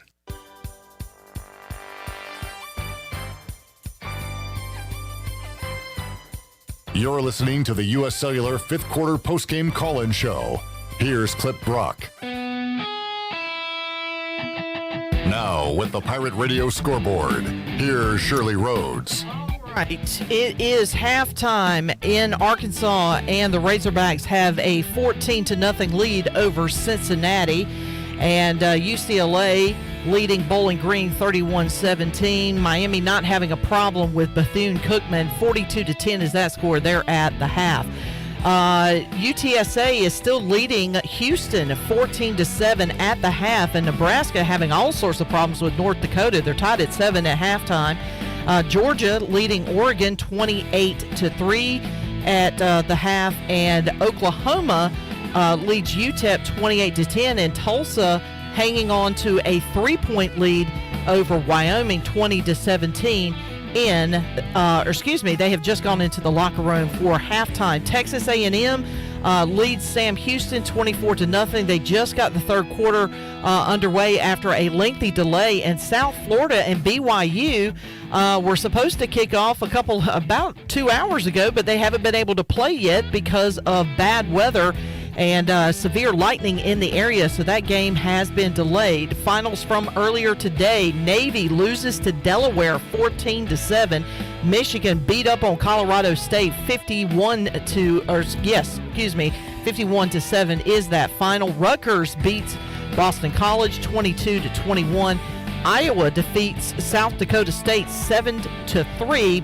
And as a game that we talked about earlier, Appalachian State loses to North Carolina 63-61. Virginia beats Richmond 34-17. That is a look at your Buccaneer Music Hall scoreboard, brought to you by The Buck. It is the beacon of music in the land of the Pirates, and they're open from noon until 2 a.m. with live music every night along with football. You can follow The Buck on Facebook and Instagram for updated schedules, and we'll see you at The Buck. Now let's head back into the U.S. Cellular fifth quarter postgame call-in show. Here's your host, Clip Brock. I ran out of music. That never happens. I got some music for you. No, I don't need it. Buck. I've been waiting all off season to do that. It's back. Here's a UBE stat to consider on the UBE stat sheet. I was watching the highlights from North Carolina and App State, and got to thinking, man, App State scored a lot in the fourth quarter. I looked it up. Appalachian State scored 40 points in the fourth quarter against North Carolina. A 40-burger in one quarter. A 40-burger. Jeez Louise. That's awesome. And lost the game. That's the Sun Belt for you, baby. Scoring machine. Fun Belt. The Fun Belt. Yeah, hey, I would run with that, dude. That's the thing, Bill. That is. No, it is. Oh, it is? Yeah. So it shows you how much I know about the Sun Belt. Yeah, that's what they call it. I didn't know that. You know what? I shouldn't have told you. You would have thought I was smart. I would have. Yeah, well, I'm not. Look, I said, hey, I'd run with that. I just came up with that.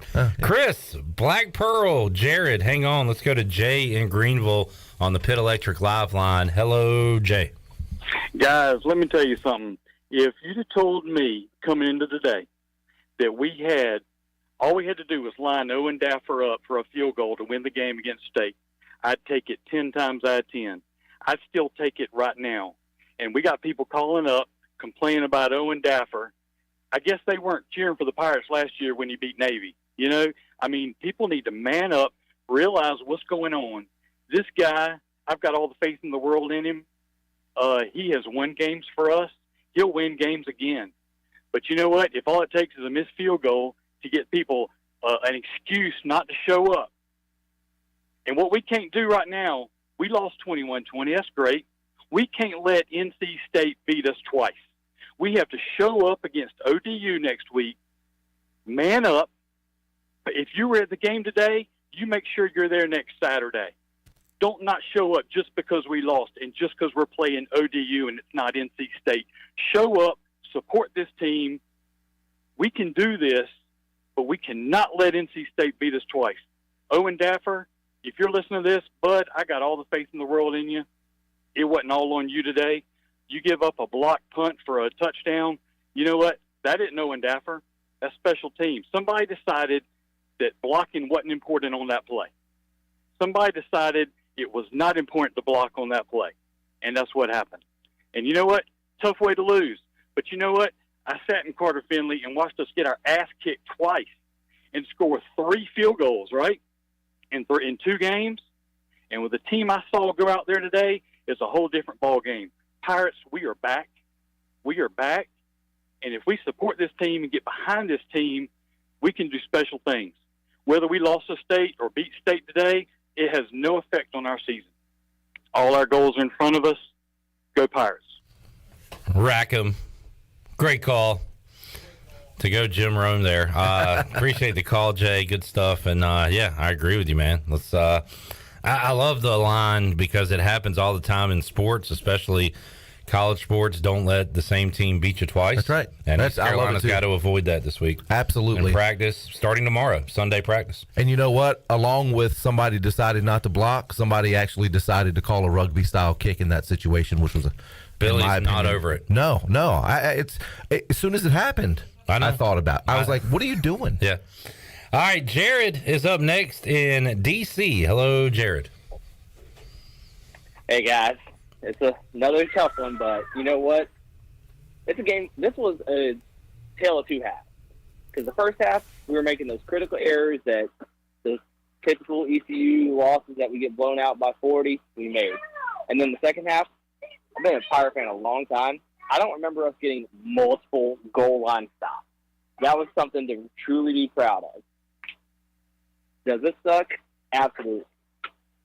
Do I absolutely trust Owen Daffer next week to go make hits? Absolutely. And I'll tell you one thing. I got a lot of ODU fans that are friends, and they're already talking smack. We cannot, just like the last caller said, we cannot let NC State beat us again. Be strong. This is a team that can do some damage in this conference. We absolutely have to stay strong, stay Pirates, and keep fighting. And, hey, we'll get them next week, guys. All right, Jared. Thanks for the call, man. Appreciate you checking us out in D.C. I think the Pirates put it on ODU next week. I'm already excited for it. Yeah, I think ready so to get too. back out there. I hope so anyway. And I agree with the caller a couple of calls ago. I can't remember his name. Who was it before Jared? Joe. Jay. Yes, Jay.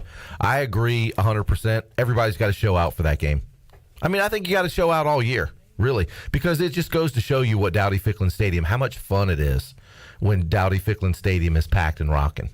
I mean, we've been waiting for this day for a long time, and we got 3 more in a row here in September. Yes, let's go 3-1 to get through September, win these home games, and see where we are after that. Yeah, let's do it. All right, Black Pearl is up in Raleigh. Hello. Hey, guys. Hey. Great day to be a Pirate. Look, we pulled into town today. I've been 12 home games in 22 seasons, and those were weddings or funerals. And I only say that because today when you pulled into Greenville, it felt like old school Greenville, North Carolina. It was alive. It was fun. It was packed. Nothing to be ashamed of today. You know, that's number 13 in the country, which I'm not convinced it is, but we got a lot to be proud of. And for everybody calling in and turning on Owen Daffer, 39-41. 39-41. The guy has hit 39 of 41 extra points. I think any of us, if we showed up every day and could hit 39 of 41 at anything we do, we'd be very proud of that. And don't forget what he did for us at Navy last year. That season looks a lot different with a loss at Navy if he didn't hit that 54-yarder. So I'd say give the kid a chance. He didn't have the block punt for a touchdown. He didn't throw 2 interceptions. And, overall, a lot to be proud of. Game day concessions, we've got a lot of work to do. You've heard it all day. Those are operations problems that can easily be fixed with a little bit of leadership stepping in and observing. Put yourself in a position to notice, time some people in line, figure out where the process is broken, and fix it. But overall, show up at Dowdy-Ficklin Stadium 4 times in September. We got a lot to be proud of. Go Pirates. All right, Black Pearl, thank you for the call in Raleigh, 317-1250 on the Pit Electric Live line. You're tuned in to the U.S. Cellular 5th Quarter Call-In Show. You can watch the show. You can pull up the show on your television. Now, if you have a YouTube app on Roku or another device, and watch it right there in your living rooms. We're on Facebook Live as well. And we go next to Chris in Greenville. Hello, Chris.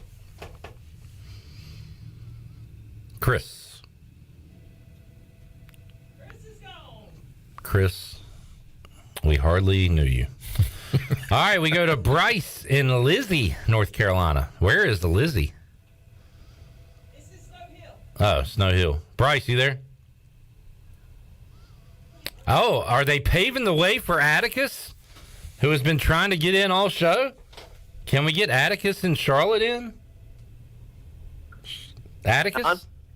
Atticus, Atticus, Atticus, Atticus. Look, I told Trilly I'm coming on, and I'm going to be positive. I'm going to say one thing negative, and I'm going to go all positive. Look, obviously, anytime you lose to the Wolfpack, it's soul-crushing, right? Today could have been one of the biggest wins in program history. Soul-crushing. But I'm encouraged to see everybody supporting Owen Dapper. If that kick against Navy last year, I mean, he's a legend forever no matter what he does. No matter what he does from here on out, he's a legend. And I'll support that kid forever. You know what? He's a kid, and he did it. But here's my thing. Let me cut to the chase. Here's the thing. It sucks losing to the Wolfpack. Number 13 team in the country comes to Greenville, and we have them on the ropes.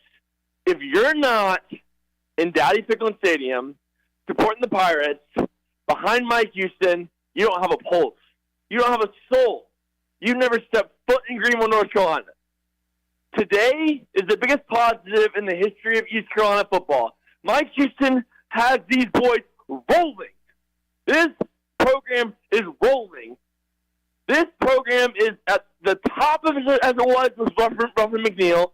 I've been drinking Clip. I'm sorry if I'm stumbling over my words a little bit. The Pirates are rolling, Clip. The Pirates are back. ECU football is back. This program is back, baby. I know we lost the Crusher today, but you know what?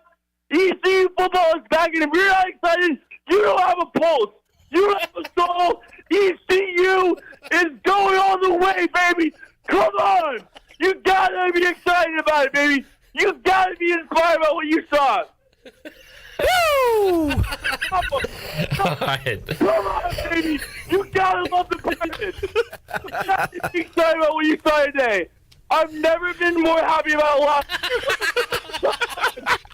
I love what you saw today, baby. Troy Dreyfus, is that you? Is that you, Troy? Oh, my goodness. Atticus. Oh, my God. Atticus, Atticus, Atticus, Atticus. All right, there's Atticus and Charlotte. Oh, that's good stuff right there. That's you know what? That was worth him, waiting for him to call in. Yeah, I'm glad we finally got him in. That has fired me up. And that's the kind of students and interns we have here at Pirate Radio. That's one of ours right there. That's awesome. Atticus. That's awesome. He just kept getting higher and higher, and I didn't think he could get any higher, and he got higher, and he was feeding off himself. He is his own energy source. Wait, I'm getting excited. I'm getting more excited. What do you call it? I'm pumping myself up. A hot spot on your or whatever. He is his own hot spot. All right, Rich, Cameron, and James, hang on. We will get to your calls. We need to take a break after that one. Hopefully Atticus takes a break. He needs to relax. We are going to enjoy some more Parker's Barbecue. Thanks to Parker's for the awesome post-game food. 3 locations in Greenville. They ship nationwide. Bulk orders for game day. Parker's Barbecue has it all, including nanner pudding. Take a time out. Come back. More to go. U.S. Sailor 5th quarter call-in show after this. Country Mart has been locally owned and operated for over 40 years and is your premier country store serving the best cheese biscuits and country food around. Country Mart is open every day and has 2 locations in Bethel on Highway 11 and in Stokes on Highway 903. Both Country Mart locations are top-of-the-line fuel stations serving Shell gas, including 93 ethanol-free high-octane gas, which is the best for all you boat owners. Country Mart, fueling you up with great food in your engines with great gasoline. Go Pirates! Hello, Pirate Nation. This is Jamie Lang with Carolina Hardscapes, and we're excited to announce that we're Eastern North Carolina's premier fiberglass pool installation company. We partnered with industry-leading San Juan Pools so that we can build the backyard of your dreams. Whether it's an outdoor fireplace, patio, outdoor kitchen, or now a pool, give us a call at 364-1201 or find us on the web at CarolinaHardscapesandMulch.com so we can make your backyard the place to be. Go Pirates! Take a hit from a 300-pound linebacker, and you better be wearing pads. Take a hit on the road, and you better have good auto coverage. When you've got North Carolina Farm Bureau Auto Insurance, you've got the best local agents ready to help you bounce back. If you don't, well, you'll probably play football without a helmet, too. In Pitt County, call Carlton Venters or CJ Messerly at 252-756-3007. North Carolina Farm Bureau Mutual Insurance Company. Farm Bureau Insurance of North Carolina Incorporated. Southern Farm Bureau Life Insurance Company, Jackson, Mississippi. An independent licensee of the Blue Cross and Blue Shield Association. Do you have any real estate questions about buying or selling residential or commercial properties? Are you curious about this current real estate market? Do you need a property manager for all your rental houses? This is proud ECU alum Scott Harris with RE/MAX Preferred Realty and SD Harris Properties, and I would love to help answer every question you have and show you a real estate experience that will be memorable and enjoyable. Every step of the way, I'm here to make your dreams a stress-free reality. Call me today at 347-1857. That's 347-1857. Go Pirates. Hey Pirate Nation, Shimmer Boutique is your one-stop shop for all your tailgate essentials. This is Holt Nailers, and if you need a Yeti cooler, apparel, shoes, or accessories for the season, Shimmer has you covered. Shimmer Boutique is also the exclusive retailer in Greenville carrying the largest selection of built when broken gear for adults and youth. Be ready for game day and every day at Shimmer Boutique on Greenville Boulevard behind Starbucks and in Winterville across from Lowe's. Go Pirates! Hey Pirate Nation, this is Holt Nailers, and when it comes to getting your family together, there's no better place than Familia, which is Italian for family. Familia is the place I like to bring my football family, especially my offensive linemen. Whether it's great New York-style pizzas, homemade meatballs, lasagna, chicken parmesan, or delicious homemade desserts, Familia is a winning play every time. For dine-in or takeout, make Familia your go-to play when you have a hungry team. Familia on Fire Tower Road near Pitt Community College. Go Pirates! Hey everybody, this is David Glenn, and you're listening to my favorite station in Eastern North Carolina, Pirate Radio, the voice of the Pirate Nation.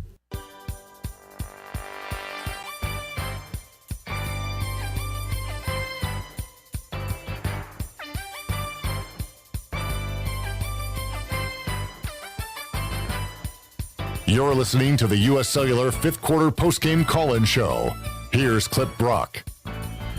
And welcome back. Actually, this is Billy Weaver sitting in for Clip Brock, who was running back into the studio. Clip, we actually had a caller call in talking about all the NC State buses. I know you weren't out there, but there were like 18 to 20 buses parked behind the scoreboard at Dowdy-Ficklin Stadium on Berkeley Road. I had never seen that many visiting buses at Dowdy-Ficklin Stadium in my life. They didn't, you know how usually the buses pull up right along the curb? They had them parallel parked in there, and there were a ton of buses. It's the first time I've ever seen that many buses. All right. I just, put that one on the UB stat sheet. Most buses ever by an opposing team at Dowdy-Ficklin Stadium. And the first time that I've ever seen the opposing buses come in and police officers blocking off that area, not letting you in that area while the opposing team was getting off the bus. Usually other teams, they just kind of get off the bus. People are milling about, no big deal. Because I wanted to go over there and say hey to Ruff. Didn't get a chance to do that. I did see Ruff on the sidelines, and it was nice to see Ruff back in Dowdy-Ficklin Stadium. Billy did try to pick a fight with NC State basketball star Terquavion Smith. So you were hanging out with Baby T for a little while. Baby T, yeah, you know, he's a Farmville guy. I think I really truly think that he's going to be in the NBA next year. Oh yeah, I had a chance to go after his freshman season and had a phenomenal freshman year at NC State. But I did have a little bit of fun with him and tried to recruit him to get it. I mean, everybody else is going. Everybody else is going into the transfer portal. Yeah. Why not him? Come on over to ECU. And he's like, Nah, I'm good. Well, good try, Weave. Yeah, you told me I should have slipped him $100, and should have done that. I mean, why not? Everything's legal now, right? You going to give me $100 to do that? Because I don't have $100. Talk to Troy after your show. What do you get paid per show? Now we'll talk about it later. Yeah, we'll talk about it later. Ryan Thomas. Oh, wait a minute. Somebody gets paid for doing this show? Never mind. I didn't say that. Ryan Thomas, Cameron, hang on the Pitt Electric Live line. We go to Rich in Greenville next. Hey, Rich. Hey. Hey. Hey, hey. What a game. Win or lose, that was a terrific game. I feel bad for these young guys. You forget how young they are. That kicker, he's probably going to be abused. But, man, what a game. You can't, if you were in that stadium, you can't argue with that game. What an exciting game. and you got to love North Carolina football. UNC, State, now ECU. Wow. And you know what? When You got to throw App State in there. It's hard to think that way after such a soul-crushing loss, but he's right. What a fantastic atmosphere. College football Saturday in Greenville. A classic, went right down to the wire. If our teams weren't involved in it, we would have said, absolutely, this is an awesome game to watch. Back and forth, all the heart and everything. Didn't go our way, but you're right, Rich. Great game. Didn't end the way we wanted it to today. I was going to say exactly what you said, Clip. If you didn't have a dog in the fight, that's a game to watch. Actually, we would have been the same way watching what we were watching on TV here in the studio with UNC and App State, because it was such a fun game to watch. And, somebody's got to win, somebody's got to lose. That's just the way it is. And, there are no ties in my ball game. I don't like ties. So it's a good thing we don't have them in college football. Somebody's got to win, somebody's got to lose, but it was a heck of a game. All right, Rich, thanks for the call. 317-1250. Cameron is up next in Wilmington. Hey, Cameron. Hey, guys. Just want to say thank y'all for keeping my connection to Greenville. Alumni, Greenville, 10 or so years ago. My connection there, and I just want to say, great game. Really impressed with everybody. Cannot rely on this game with Owen.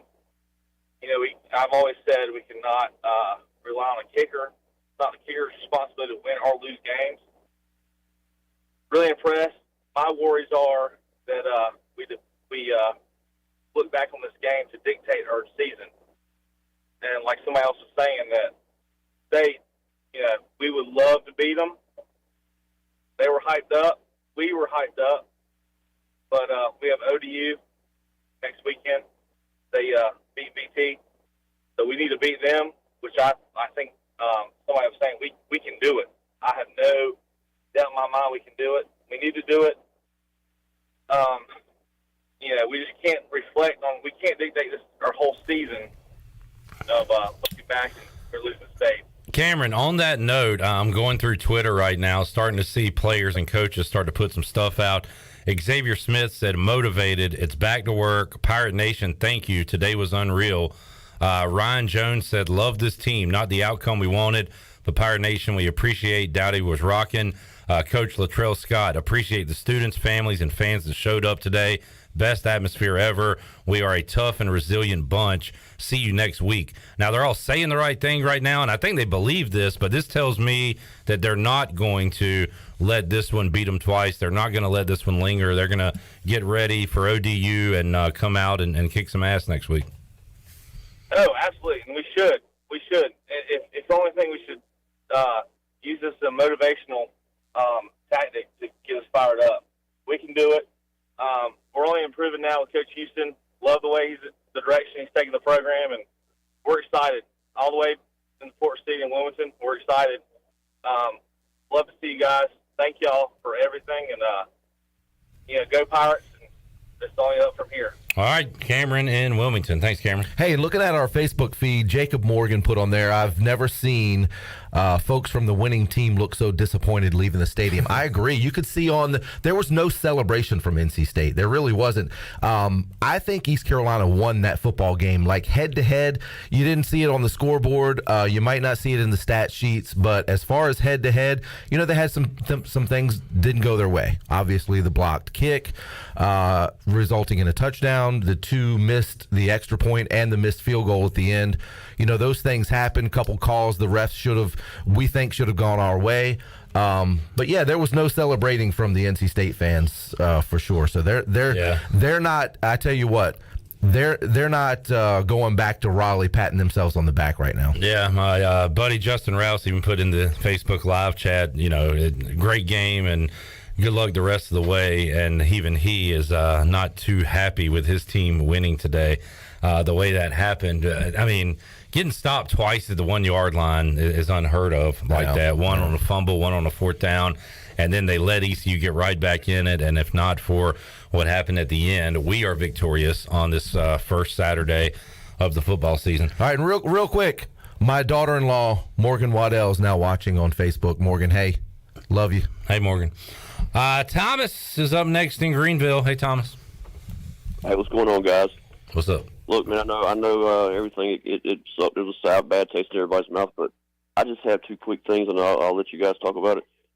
How good does it feel to watch competitive football again in Dowdy-Ficklen Stadium? And about 4 years ago, we were getting beat. You could turn the game off in the first quarter. It was 28-0 at the end of the first quarter. And a lot of those fans, I think they forget about that and what Houston's done. And, just be grateful that we were even in the game. We could watch it to the fourth quarter because I sure enjoyed staying for the whole game. And it's not that long ago where we were, walking out to back to the tailgate lot at the end of the first quarter and just saying, "Oh, screw the game. Let's just see how many beers we can drink." So anyway, that was quick. Yeah. Sweet, man, but go Pirates. All right, Thomas. Yeah, Bandwagon Billy joined the fifth quarter last year when ECU finally started winning again. Bandwagon Billy was only invited on the fifth quarter last year. I wasn't invited before that. All right, both of those things are true.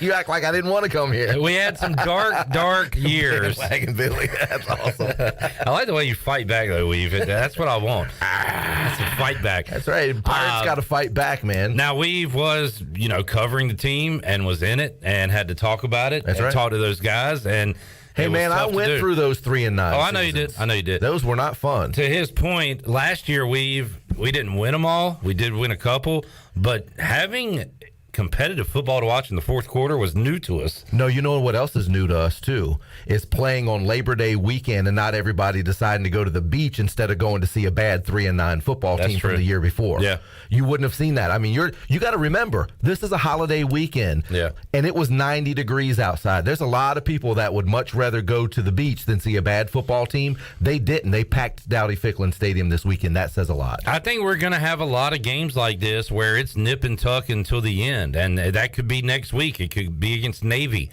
It could be on the road at South Florida Tulane. It could be against one of those good teams that we played the end of the year, UCF or Houston or whatever. But we're going to be in a lot of games like this, and it's fun. You got to stay tuned to the whole thing. We started the damn fifth quarter like in the third quarter one year when we were down by 40 points. Yeah. Because it was a night game. What's the point of waiting and starting it at the end? I'm ready to go home already. Let's go ahead and do this damn. So we've come a long, long way since then, and that is a major positive. All right, let's go to Ryan on the way home from the game. Hello, Ryan. Hey, Cliff, how's it going? Can y'all hear me? Yeah. Yes, sir. I got you. All right, we're going. Y'all want positive first or negative first? I got one for each. Give us the negative first. So we can end on a positive. Right. Good idea. Yeah, that's a good idea. All right, negative is, and this has been on my heart for a while, halftime. People leaving the game at halftime. I'm so tired of us saying we're a football school, we're Pirate Nation, and 30% of the people leaving at halftime. Take that garbage to Chapel Hill, put on your light blue, and keep off the purple. If you're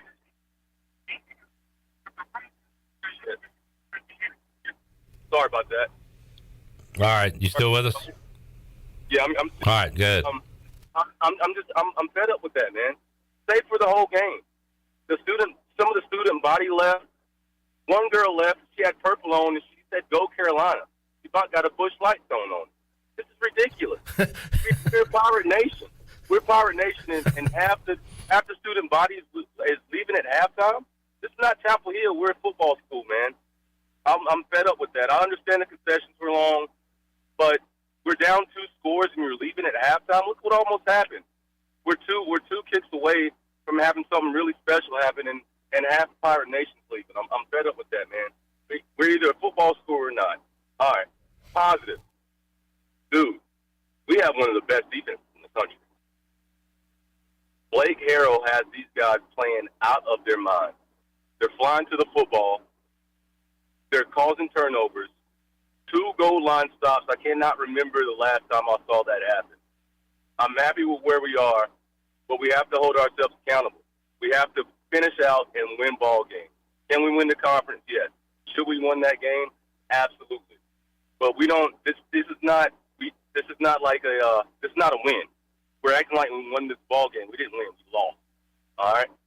So let's get our head out of our tail, bounce back, and let's win. And let's stay the entire game, guys. East Carolina football. We finished things. Thank y'all, guys. All right. Thank you for the call, Ryan. Appreciate it, man. And there is one thing. I look at the stats here, Weave, and you always have to have something. You can't get too high on yourself. And ECU lost this game, so they're not. Right. But the defense did play at times out of their mind, like Ryan said. But third downs today. Yep. NC State. Now, how about this? So East Carolina last year, one of the best third down teams in all of the land. They were good today, believe it or not.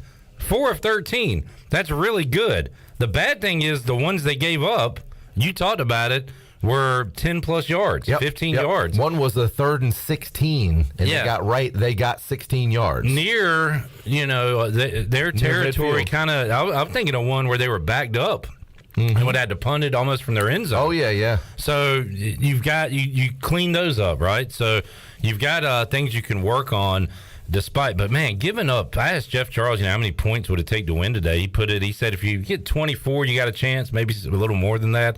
If you'd have told me that you give up 21 to NC State today, I'm thinking we probably win that game. Yeah, I think so too, because, NC State came in here with a very highly touted offensive team. And to be completely honest with you, I wasn't overly impressed with Devin Leary. He threw behind a couple of receivers. He threw one that was about 5 yards short, hopped a receiver.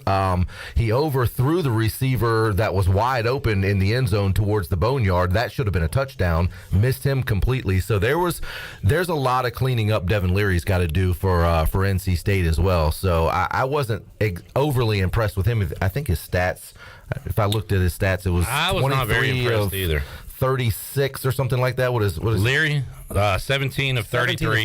Yeah, only 211 yards. Yeah, one touchdown pass, one interception. One terrible pick. Late in the game. I was not impressed. Yeah.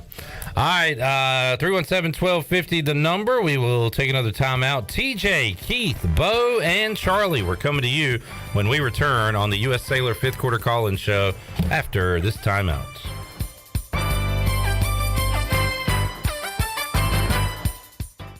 While you're sleeping, our whole hogs are slow cooking over wood to create that bite that Eastern North Carolina is known for. I'm Sam Jones, and for more than 3 generations, my folks have been the torchbearers for what whole hog barbecue is supposed to be. At Sam Jones, you'll find plenty of smoke, but no mirrors. Everything, and I mean everything, is made fresh daily, including our sides, sweets, and sauces. Come on over and see us at Sam Jones Barbecue, and I bet you'll be able to taste our passion in just one bite. Sam Jones Barbecue, Fire Tower Road.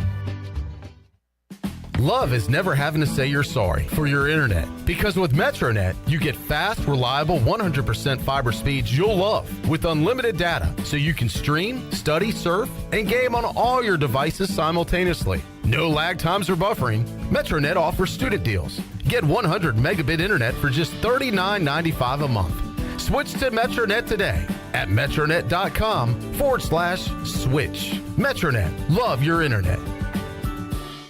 Do you need custom t-shirts, apparel, or promotional items for your business, organization, or event? Keep it local. Print it local with University Sportswear. UniversitySportswearENC.com is your one-stop shop for all promotional products for your business. With over 1 million items to shop from, UniversitySportswearENC.com offers high-quality products at prices to fit any budget. Visit UniversitySportswearENC.com for contact information and to get shopping. UniversitySportswearENC.com, the official sportswear provider of Pirate Radio.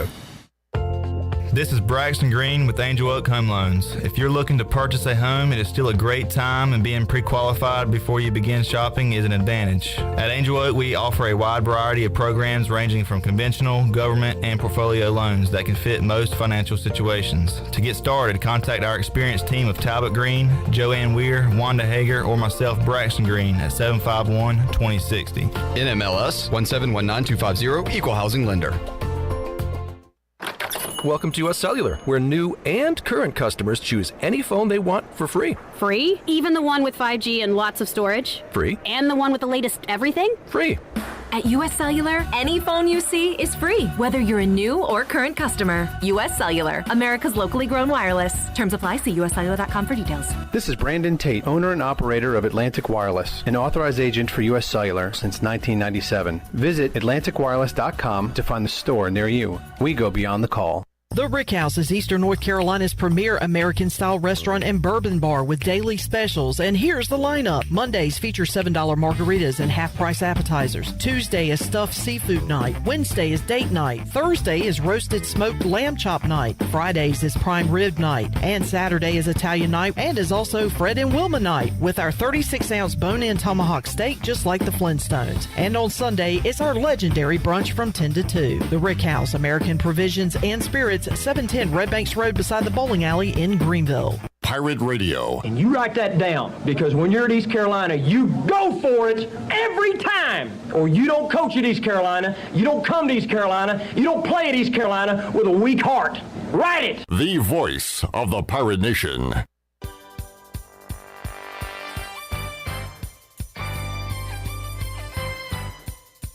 You're listening to the U.S. Cellular fifth quarter postgame call-in show.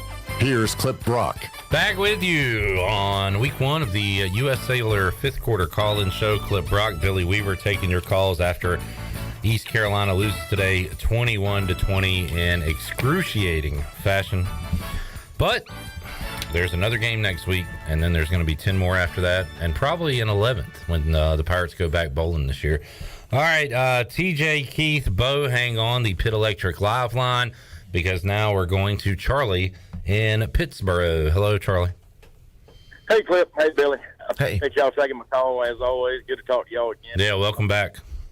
Yeah, I wish it was under better circumstances. And that was a gut punch.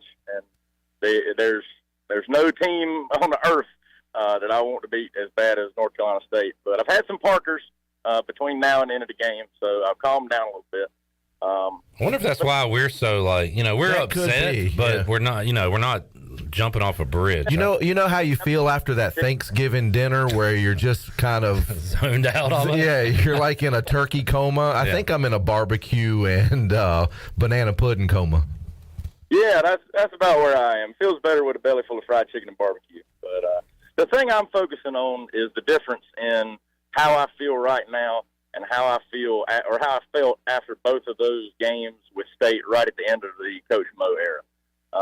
Obviously, it's debatable which one, whether it hurts worse to get beat by 40 or whether it hurts worse to get beat by 1. But one thing I don't feel at the end of this game is embarrassed. And that is exactly how I felt at the end of those games at the end of the Coach Mo era. Our boys don't have anything to be ashamed of.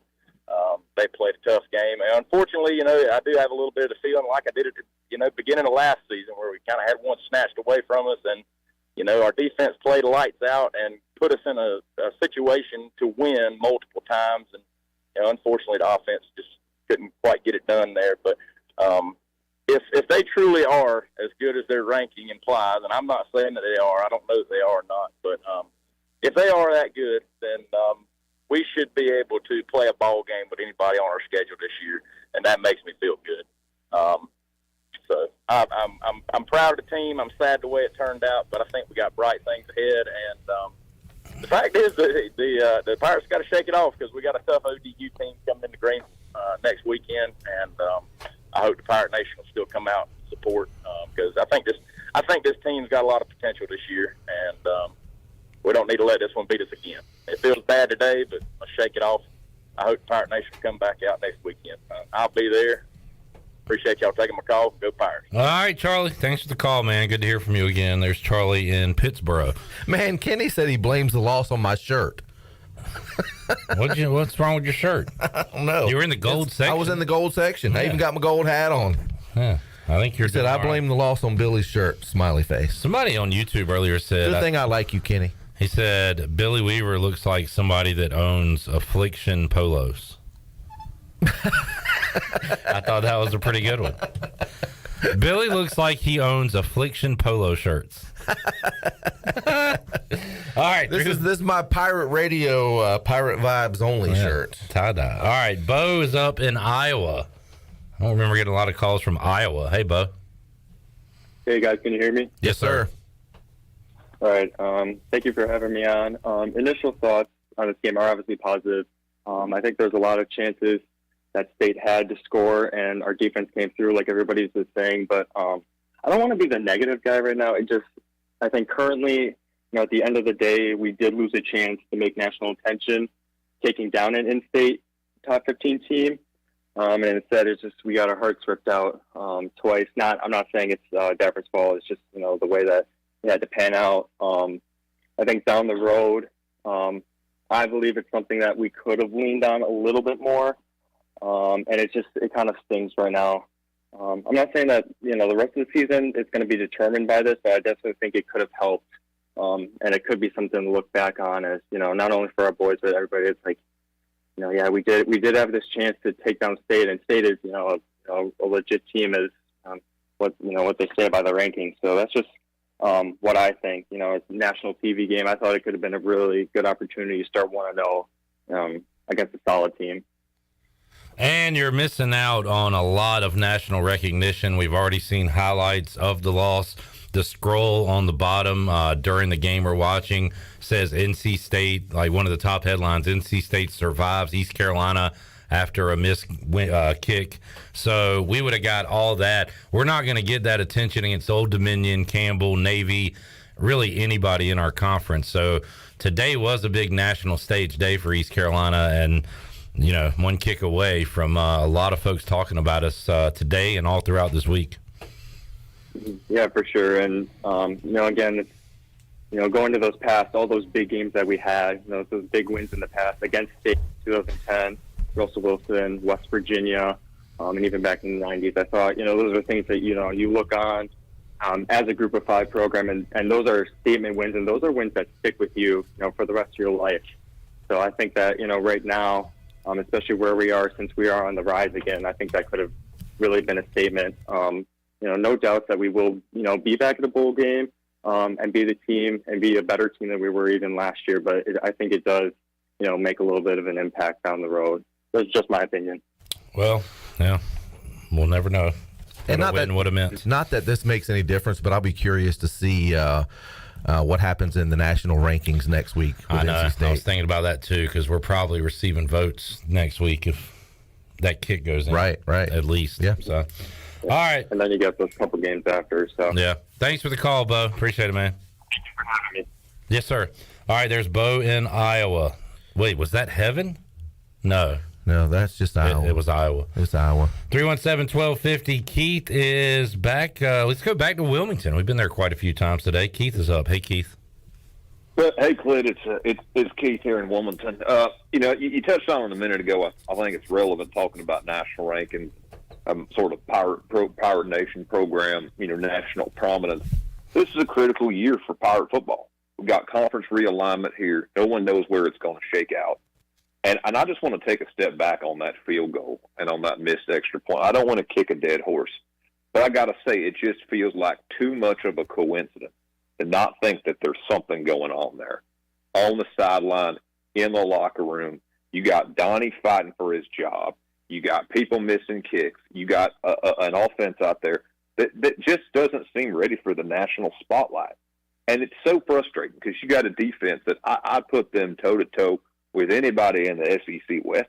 And you got to wonder, is Mike Houston really up to the job to getting the Pirates where they need to go in what could be one of the most critical seasons in Pirate history, given the implications we have for conference realignment here? All right. So what are you saying? Like, there's what's going on outside of the field? Like, what do you mean? Well, the guy missed the kick. I don't think the mainstream media is reporting on it. But you look at a lot of these recruits. You look at money changing hands under the table. You look at Whoa. Money doesn't have to change hands under the table the anymore. Mainstream media. What the hell? Hold on. I don't know what you're fully talking about here. Well, because we're not hearing it. No one's hearing it. It's not getting through. And you look at what's going on with the administration. You look at what's going on up in Washington. They're just not talking about it. And you know that these globalists are out here, and they're trying to keep Pirate Nation down. Okay. I see where we're going now. They do. And you know what? You're probably right, Keith, and we need to talk about that more. And I appreciate you bringing it to the light. They want the laces in. Yes, yeah. That's right. All right. It's a conspiracy. It was local politics, bud. Now we've gone global. Yeah. All right, Keith, you're on to something here. All right. That's a weird fella, but I like where he's going. Yeah. All right, Keith, thanks. Let's go. I think global warming had something to do with it, too, because it shouldn't be this warm in September here in eastern North Carolina. And I think it's a water conspiracy, too. It's all that wrapped into one. It is. And it affects our play calling somehow. I don't know. I didn't connect all the dots there, but that was good. All right. Shirley is on the phone, answering phones. We're going to go to TJ next. TJ in Lexington, North Carolina. Hey, TJ. Hey, I appreciate what Cliff had to say, but it really doesn't come down to that last kick.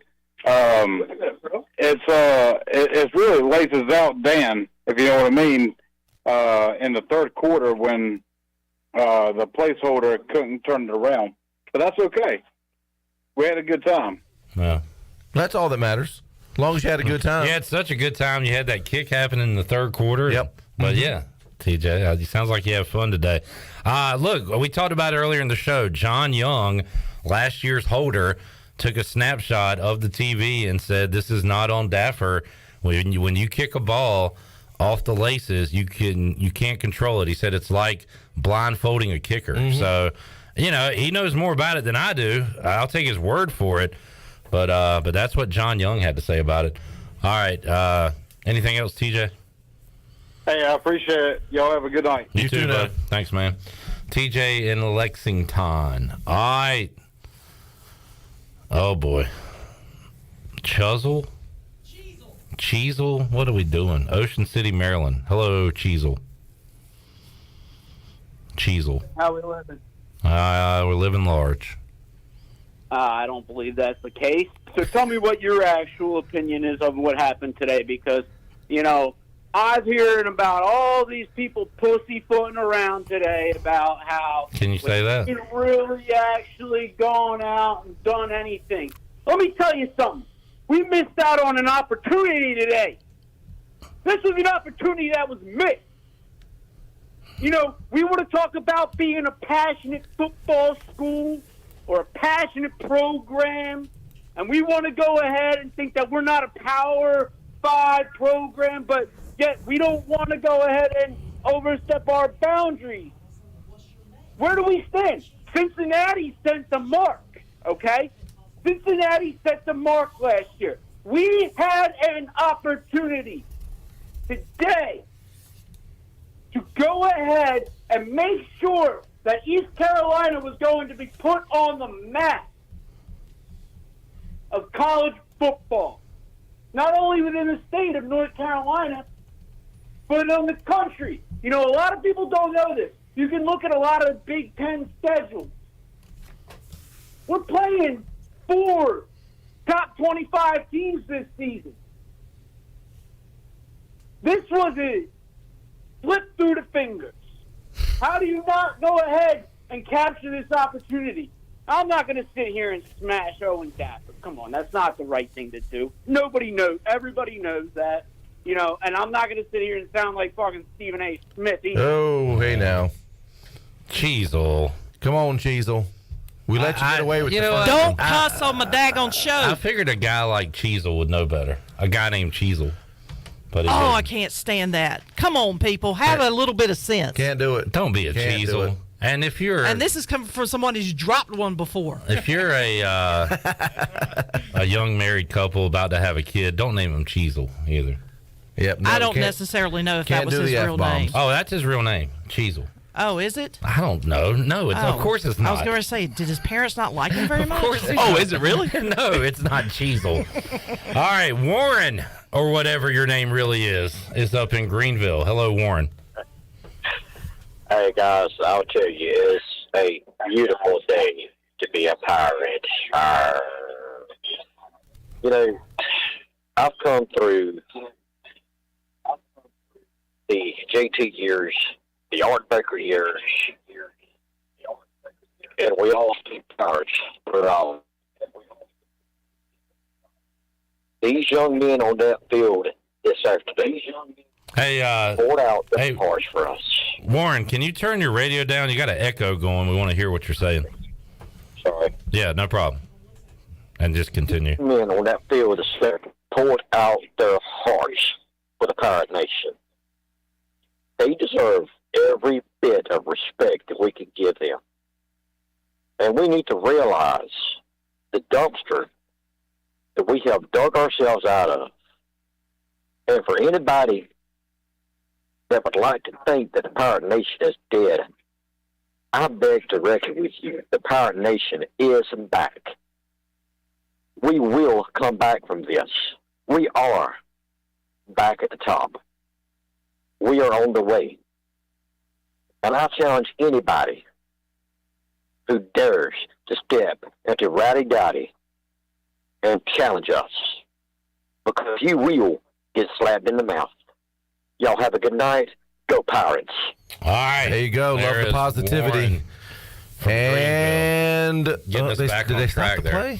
21-14 Arkansas over Cincinnati on the Buccaneer Music Hall scoreboard. Did we just have a turnover? Is that what that was? Yep. Arkansas turned the ball over inside their own 10-yard line. Cincinnati has the ball and an opportunity to tie it up with 6:38 left to play. I would love to see Cincinnati come in here ranked. That's right. We've got them on the road, right? We had them in here last year on the road. That's right, on the road this year. Yep. I'd still love to play. I want to play all the ranked teams we can play. All right. Wilmington's been a hot spot today. Cooper is on his way back to Wilmington. Let's check in with him right now. Hello, Cooper. How we doing, Clip? All right. Just wanted to call and say appreciate what you guys do, man.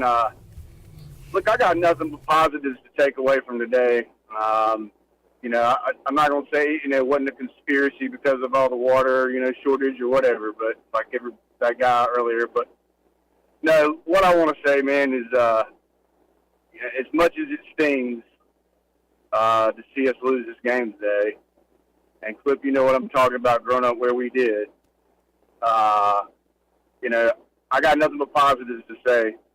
At the end of the day, at the end of the game, after calming down a little bit and actually reflecting back on what we did today, I feel like, we did well on in a lot of areas. I feel bad for Daffer, and I hate that it ended the way it did, but I'm taking away nothing but positives from the day, and that's all I'm going to say. Go Pirates. I think we've got some good things to look forward to this season, and I'm looking forward to keeping on. So, go Pirates. You guys take care. Thanks a lot. Coop, good to hear from you, man. There's Coop on the way back to Wilmington. And if this is one of 8 losses this year, then this one didn't mean that much. But I'm thinking, and Billy's thinking, and a lot of these callers are thinking, this is going to be a good season. And we lost today, but once we pile up those victories and are looking back when we're getting ready for a bowl game, you'll say, man, that one got away from us, but we just had a heck of a year. That's the kind of season I'm expecting, which is why this one is a little easier to take. Last year, and look, this year's it's going to be tough, but I feel like we were really kind of pressured every week to get wins, to try to get to 6, get to a bowl. I feel right now like that's the minimum. Like, we're going to get there. How many can we get this year? I think brighter days are ahead for this football team. We shall see. I agree 100%. Yeah. All right, Sean, we'll get to you next. Let's take a timeout. We'll come back. More to go. U.S. Cellular, 5th quarter call-in show. We are back with you after these words.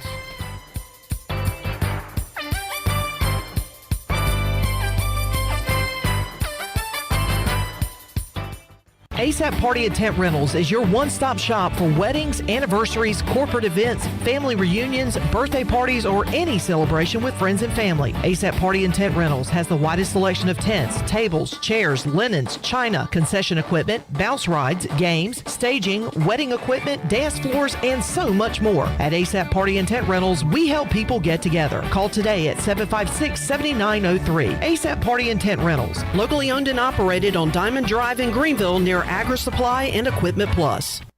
North Carolina State Parks is proud to announce that they have partnered with the Hometown Strong program. Our visitor centers are now equipped with public Wi-Fi to help kids with school. Remote learning has become a critical public health measure in maintaining social distance and continuing to educate our young people. Take advantage of Wi-Fi and a hike at Goose Creek State Park, or a day trip to the beach and access remote learning at Fort Megan State Park. For more information, visit hometownstrong.nc.gov.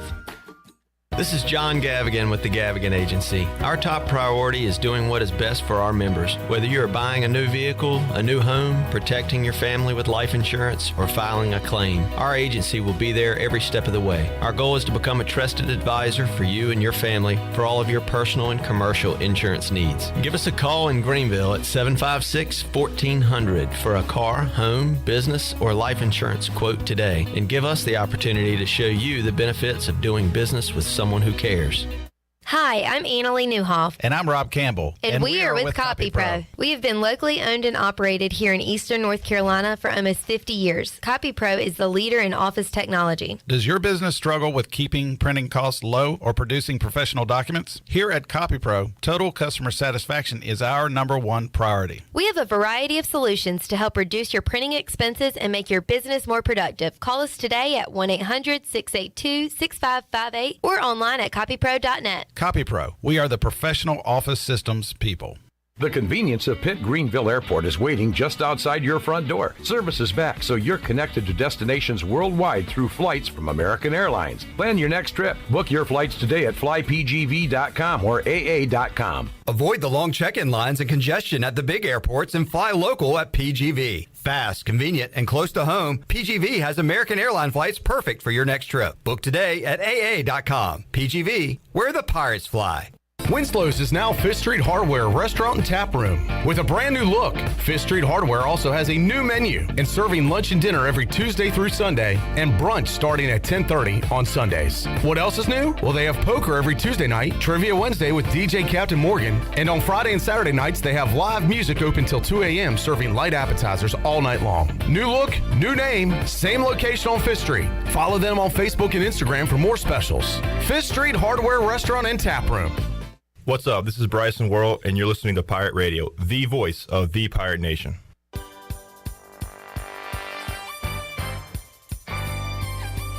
You're listening to the U.S. Cellular fifth quarter postgame call-in show.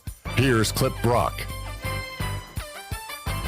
317-1250. The calls keep rolling in. We keep rolling on the U.S. Cellular fifth quarter call-in show. Clip Brock, Billy Weaver, Shirley Rhodes, Chan Mann, and Billy has now gone for the mac and cheese. If you're watching on Facebook from or Parker's YouTube, Barbecue. Oh my goodness. Look at that. Look how cheesy. Look at it all sticks together. You're a loud eater, Billy. And I say that as a loud eater, but loud and proud, I say.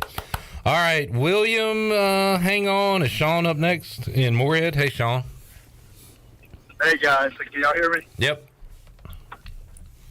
Look, we played NC State about as tough as you can play them, and we should have won that game. But I think we win 8, possibly more games this year, and we should be damn proud of how this program has rebuilt itself coming out of the last 4 or 5 years and what the coaching staff has done. And these boys played their tails off today. And honestly, I think the rest of this season, as well as where the program is going as a whole, we should all be very excited about where it's going. That game today, I had a lot of friends from NC State were joining us today, tailgating and going to the game, and they said themselves, they're like, "Look, we don't feel like we won that game. Nobody felt like they won or lost that game today. It was a well played game. There was 2 or 3 things that went not our way and didn't go their way, and at the end of the day, it just ended up going their way. But at the end of the day, we lost it. And I think we've got a really good opportunity not only to have a really good year, but to really have a turning point in this program as a whole. That's where we go, moving forward. So I'm excited. No doubt. And part of that is recruiting. Part of that is having, recruits at your stadium, seeing what kind of atmosphere it can be. And Greenville and the Pirate Nation rocked out today, looked awesome on TV. You were there, and that helps too. We talk about it was so much fun building a program and thinking about the future of this program. It seems very, very bright at the moment. So hey, I do want to shout out to all the Pirate fans that have been calling in. For the most part, people are positive, and that's not what we've seen after really any loss here over the last few years, especially to an in-state rival, like NC State. So, I mean, it's a testament to where everybody's on the same page that we're headed in the right direction. All right, Sean. Thanks for the call, man. 317-1250 on the Pit Electric live line. William is on the way to Morehead City. Hello, William. Will.I.am. Sorry, hey guys. Hey, what's up? 3 quick points. All right. If Leary is a Heisman candidate, I'm a neurosurgeon. All right. I agree. Number one. I agree. If that's Power 5 football, we're in. Okay, number 2. Like it or hate it, it's wedgie time for Dapper. Y'all have a good one. All right. There's William. Hey, I like it, short and sweet. 3 points. Wedgie time. I haven't heard that one before. All right, thanks for the call. Hey, I agree. Give him a wedgie, pat him on the back, and say, let's get him next week. And get him next week. That's right. Okay, fair enough. All right, in a moment, I'll tell you what, we'll do it right now. How about the Brown and Wood drive of the game? Billy Weaver, formerly of Brown and Wood. That's right. And sold my parents a car. That's right. And they love it. And I took a vehicle to get an oil change this week and got to drive my mom's new car for a day. How'd you like it? I loved it. Nice. It was awesome. It was smooth, buddy. Yeah, she got the top of the line. That's good stuff. She got a good one. They provide our drive of the game, Brown and Wood, serving the Pirate Nation, Eastern North Carolina since 1937. Brown and Wood, your number one dealership in Greenville. Brown and Wood on Greenville Boulevard, Greenville, online at brownandwoodauto.com. I guess we've a couple to choose. You know what? I thought I'd do the final drive of the game, but how about a 79-yard drive that took up 6 minutes and 28 seconds? It was 21-7 for a while, and, ECU got to stop to start the third quarter. Pirates get the ball. What can you do with it? They go 79 yards, 6 minutes, 28 seconds, 13 plays. That's a hell of a drive. That's an NFL drive right there to put it 21-14, get yourself back in the game. I'll go with that for the drive of the game. Absolutely, and had it been a different situation at the end of the game, I think that's the obvious drive of the game. But yeah, I mean, I'm totally with you, and that's the one that ended up with the touchdown pass in the end zone. They nearly hit one to Winstead. That was on nearly hit one to Johnson. Right, and that was on third down too. So that was critical there, because if not, if they don't score the touchdown there, you got to think they're going to kick a field goal. It was Shane Calhoun catching the touchdown pass from Holton Ahlers. All right, let's go to Darlington, South Carolina, and talk to Mike. Hey, Mike. Hey, how y'all doing tonight? Doing good. So I got to say, I am very disappointed by the way the game ended, like most people. I really thought that we were going to be better. I feel like we got punked at the end of this game, obviously missing a field goal. Dave Dorian is the worst coach I have ever seen. He has all of that talent, 21 points. No wonder the offensive quality control coach lost the fiance to Ian Cole. But overall, it's good direction for the program. But, if you want to go from good to great, you have to beat NC State. Well, we're not great at the moment. Well, but why can't we be great, right? Because we missed a field goal and didn't beat NC State. You just said it. Well, I mean, yeah, but this is supposed to be an opportunity to reignite the fan base, everybody. Yeah. Good chance, and we didn't do it. We got punked, Yeah, we didn't get it done. We're not great. We got to be good. We were pretty good last year. Now we got to be good. Then we got to be great. We're not there yet. Do you think NC State is great? No. After what I saw today, I don't. No. I'm just going by your words, saying great. Yeah, but overall, like this is my case. I was somebody who I wanted fired last year, and I acknowledge that was not the time to do the firing. So I'm glad that we were able to get a good result. But like I said, we need to get to being great. And if you're not great, you're good. So it's time to be great. Well, good. And if you ain't first, you're last. Good is better than whatever we've been the last, whatever year. So, but I hear you, Mike. I mean, no doubt they let one slip away today. It sucks. It reminds me a lot of South Carolina last year. Absolutely, where you're just 100%. banging your head against the wall, saying, "How did we not win this game?" It was right there for us, and we didn't take it. I got those same feelings. So, yeah, no moral victory or anything. I mean, I'm happy where it's headed, but you should have took this one today. Yeah, for sure. Very tough. All right, Mike. Thanks for calling, man. Thank you. Have a good night. You too, bud. 317-1250. For the first time since we started, We have open lines, so if you want to jump in, we got a couple breaks left, so get in while you can. 317-1250. We're back with more on the U.S. Cellular fifth quarter call-in show after this.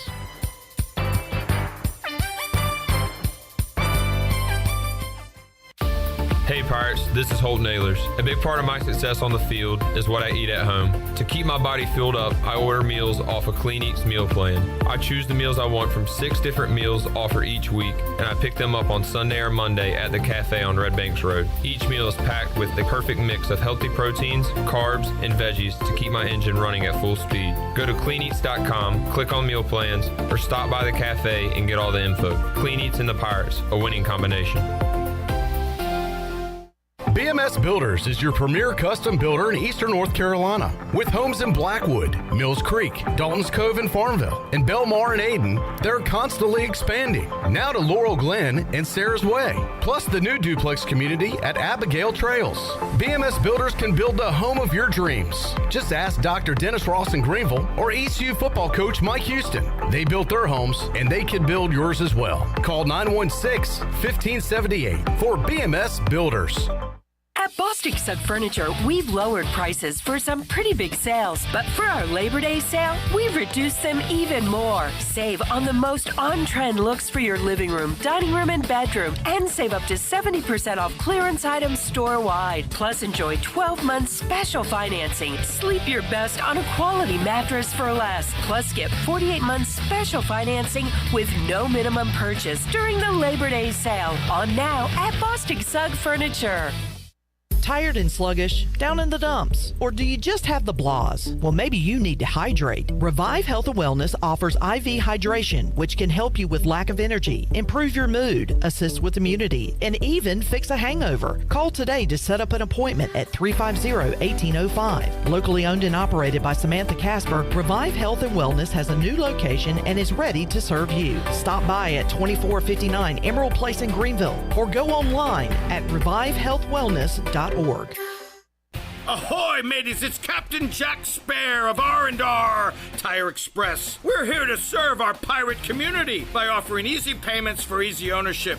For you landlubbers, R&R will install a new set of tires for just $20. $50 installs new custom wheels and tires. To learn more about R&R, stop by 3920 US 264 or rnrtires.com. Great food, great atmosphere, and great service is Ottavola Market Cafe. Ottavola is simply a restaurant that focuses on that, being a great restaurant. There's something for everyone at Ottavola. The menu offers a variety of great choices like pastas, pizzas, sandwiches, soups, salads, and seasonal rotating selections. Lunch or dinner, Ottavola is always the right call. Call ahead and get Ottavola to go, or stop by the bar for a drink with friends. It's simple. Come and eat at Ottavola Market Cafe, Red Banks Road next to Food Lion, and OttavolaMarket.com. Ottavola, pirates supporting pirates. Pirate Radio. If you're going to put your name on something, it better be your best work. The voice of the Pirate Nation.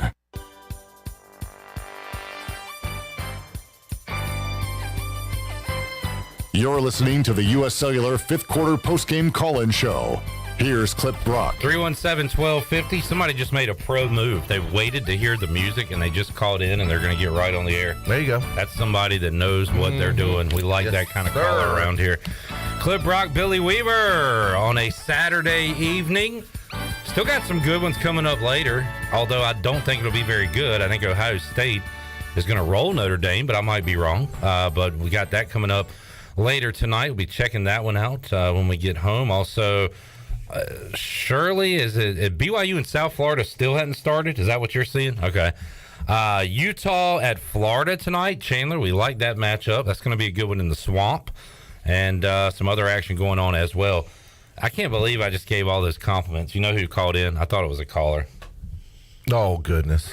It's Brian Bailey. Hey, BB. Hey, BB. How you doing, sir? What's going on? You tell us. Yeah. Well, it was about as heartbreaking a loss as you could be a part of. Yeah.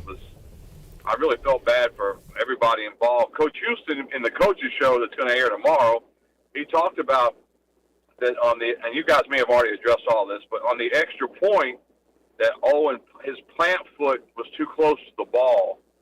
and he ended up pulling it left. And then when the field goal, he overcompensated and pushed it to the right. So there you have it. He didn't say anything about the laces being pointed at Owen? Well, the only thing, I don't know what the TV broadcast said about it. All I saw was the tweet and the picture, but we weren't really sure in talking to Coach and what was happening, whether the holder had enough time. From that picture, could he have still spun the ball? Yeah. Still have time to spin it. If he did, then that's a moot point. I'm not sure, but we were talking about that too because that picture had come up, and evidently they talked about it in the broadcast. But of course, the broadcast had Holt Naylor's punting for East Carolina's first quarter. Right. What was said, Bailey, after about the fourth down stop, the goal line stands, the fumble? I mean, that was some of the most exciting football we've seen in Dowdy-Ficklin Stadium in a long, long time. Yeah, it really was. And he was, Coach Houston was just said he was so proud of everybody on that defensive side. You think about it, they threw a shutout, in the second half. They really only gave up 14 points because of the blocked punt. So, I mean, defensively, I don't think you could ask for a better effort. And that fourth down stop, that was something else. Now, I mean, that was really just a great play and just a hit and then driving him back. And I was just afraid they were going to get called for a penalty. Yeah, I said the same thing. I was yelling at the TV here, let him go, let him go, let him go. The ball was spotted at the 3? Right. They drove him back to across the 20. Yeah. So. Yeah. How about the Orthopedics East injury report, Bailey? We saw several Pirates go down. I think Deontay Johnson went down multiple times in the game and, tried to fight through. Ryan Jones was limping. Holt Naylor's had an injury during the game. So was any of that addressed in the postgame? Well, I didn't actually go into the postgame with Coach Houston and the players. I was in at Coach Houston's office waiting for him to come in and do the coaches show because we tried to do it right after. And so I was there, and we did not talk about the injuries at all in the coaches show. So I didn't address that. I don't know if he addressed it in his press conference or not. And on the broadcast at the time, Marty Fuhr, Kevin Monroe were thinking stinger for Holt Naylor's, but what'd you say, Weave? They were talking about having to put his shoulder back in place or something? They had a I hate to say. Let me see, because you read it from somewhere. No. He didn't address that. Morgan Ehlers did text me after or when we were talking about that, and just wanted to make sure I had said that he had dislocated his thumb in the Conley game. Remember, he said he actually broke his thumb. Oh, we're going back to Conley, right. No, but he was. I thought that he had addressed the shoulder when he sent me the text. Okay, he did not. But I don't want to say separated shoulder, dislocated shoulder, or whatever. But we heard that his shoulder kind of had to be popped back in, and that it was kind of going in and out during the rest of the game. Yeah. So I don't know. I'm not a doctor. I don't want to, say separated, dislocated. I don't know the difference between that and all that. I just know he hurt his shoulder. Well, Stephen Igo tweeted out about an hour ago, and this is what Igo tweeted. He said, Holt Naylor's dislocated his right shoulder and popped it back into place. On the one play he had to exit, said it was popping in and out for much of the game. There you go. That doesn't sound pleasant. No. That sounds like it hurts. I was going to say, Weaver gets a pharmaceutical job, and now hey, I know all about poop. I don't know about shoulders. Oh, there you go. Years. If he sees a guy run to the locker room in the middle of a game, maybe he can report on that and tell us what's happening there. There is a brain-gut connection. That if you're nervous, anxious, or whatever, it does affect your bowel movements. Bailey, your thoughts on that? Wow. This is what this show has turned into. We've been here a while, Bailey. Well, hey, I know a kicker who really blanked the bed. So. Whoa. Low blow shot across the bow. Yeah. Wow. Bad, hey, I will tell you this. Coach Houston was a stand-up guy in the show, and he said, look, it's unfortunate. I love the guy. Yeah. He'll win some games for us, and he's already won some games for us, and you just hope he bounces back. I'm telling you, man, in this day and age with Twitter and everything, I really feel for the guy. Yeah, I heard that he's taking a real beating on Instagram, which, you know what, we we have never been a part of that. Us old school folks, when we made mistakes as youngsters, we didn't feel the wrath that these young people do now, and I really feel for them. I hate it because it's a different world now.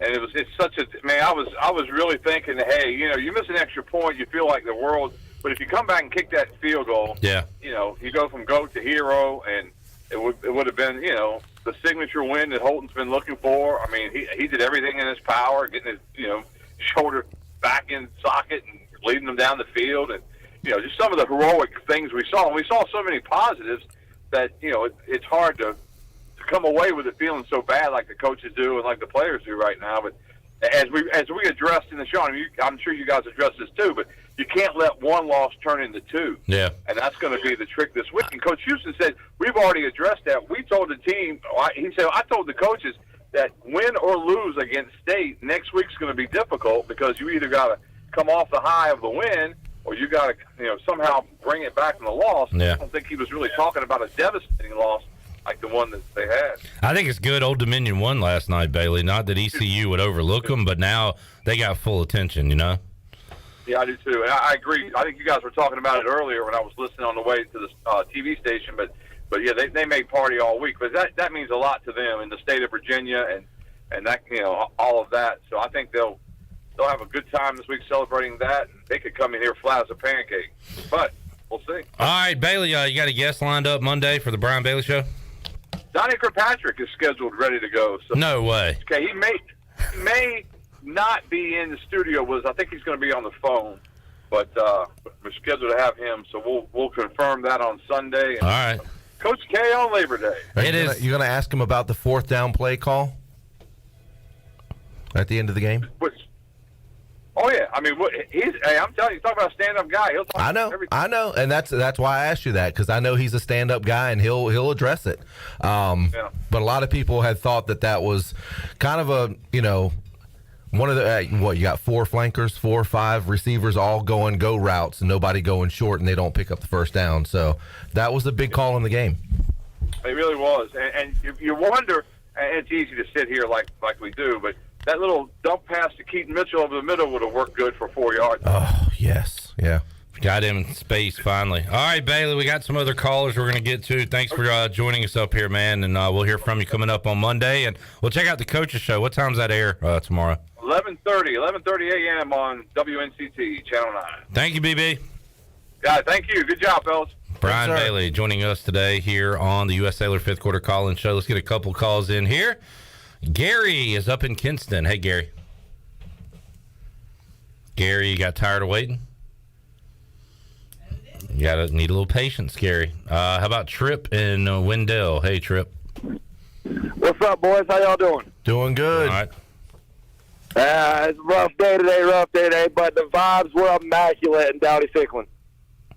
That's a good thing. It was a great atmosphere. It was a very good, and that boy Holt Naylors was a warrior. My man popped his shoulder out of place and came back in and played it the whole. I mean, the dude's a stud. The dude puts it on for the team. He's going to do whatever he can. That's and guys rally around that too, Billy. I mean, when you got a leader like that's going to make Ryan Jones, when he's limping, tough it out and play. That's going to make everybody better around him. So that was great today. And again, I love what these guys are saying on social media right now. Keep the head up, long season. Let's get right back to work tomorrow. So I don't think this loss will affect next week. If anything, I think it motivates them to win even more. I think so, too. And there's never been a question about Holt Naylors and his leadership ability, ever, by anybody. And if you've ever questioned his leadership ability, you don't know anything about Holt Naylors. I mean, he is a true warrior. He is a guy that leads by example. And I think, Holton is going to be the first one to put this behind him, and he'll probably be the first one in the gym and on the field getting ready for Old Dominion. Yeah, you ain't lying. The man's a hometown here, and he gets after it. It's going to be a long season ahead, and them boys from State are overrated. We proved it today. Yeah. All right, Trip, anything else, man? All right, y'all take it easy, man. All right, thanks, bud. Thanks, sir. Trip and Wendell. All right, last call for your calls. Final timeout here on the U.S. Sailor 5th Quarter Call-In Show. We're back to wrap up a long day of broadcasting here at Pirate Radio when we return after this.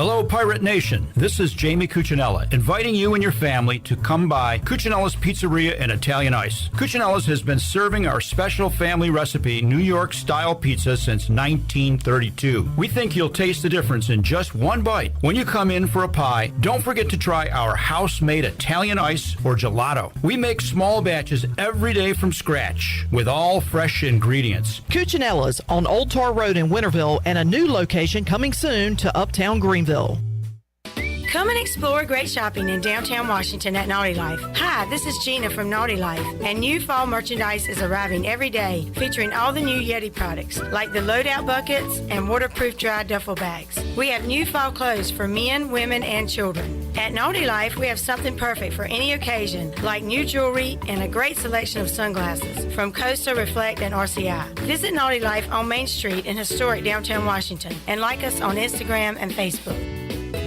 Hey, I'm Holt Nailers. No one knows better than me how important it is as a quarterback to have protection on the field to be successful. My frontline team is critical to my success. For your frontline insurance protection, you need the team at Buck Insurance Agency. Buck Insurance Agency is your local team and have been helping customers like you for over 30 years with their insurance needs. When you need insurance protection, you'll get the whole team with Brian Buck and his staff. Call toll-free at 877-357-1966. Go Pirates. This is John Gavigan with the Gavigan Agency. Our top priority is doing what is best for our members. Whether you are buying a new vehicle, a new home, protecting your family with life insurance, or filing a claim, our agency will be there every step of the way. Our goal is to become a trusted advisor for you and your family for all of your personal and commercial insurance needs. Give us a call in Greenville at 756-1400 for a car, home, business, or life insurance quote today, and give us the opportunity to show you the benefits of doing business with someone who cares. Hi, this is Jeff Charles for my friends at Ed Watkins Marine. I've known Ed personally for years, covering his winning performances on the football field and on NASCAR's pit road. Now Ed is winning on the water, and you get to win too. You win with awesome prices on boats from Ed Watkins Marine, and of course, great service after the sale. If you're looking for a new boat, contact Ed Watkins Marine today. They will deliver anywhere. Find them online at edwatkinsmarine.com and tell them the voice sent you. Wings Over delivers. Wings Over delivers. Wings Over delivers. If you're looking for wings to be delivered to your home, Wings Over Greenville has you covered with no third party needed. Wings Over Greenville has its own in-house delivery service. Be sure to try the all-new tender sandwiches by ordering ahead on the Wings Over mobile app. Open till 3 a.m. on Friday and Saturday, Wings Over has everything to cure those late night munchies. Give them a call at 758-9464. Wings Over Greenville. They deliver. Are you looking for a home loan? Look no further than Amy Goss at Guild Mortgage. Since 1960, Guild Mortgage has partnered with industry professionals to close loans on time and help millions of Americans realize their dreams. Call Amy Goss at Guild Mortgage in Jacksonville, 910-389-4602. Amy Goss is licensed in Florida, Georgia, Maine, North Carolina, South Carolina, and Virginia. Guild Mortgage Company, Equal Housing Opportunity, NMLS 3274. NMLSconsumeraccess.org/. For licensing information, please visit guildmortgage.com/licensing. Guild Mortgage is not affiliated with Pirate Radio. This is Ryan Jones, and you listen to Pirate Radio, the voice of the Pirate Nation.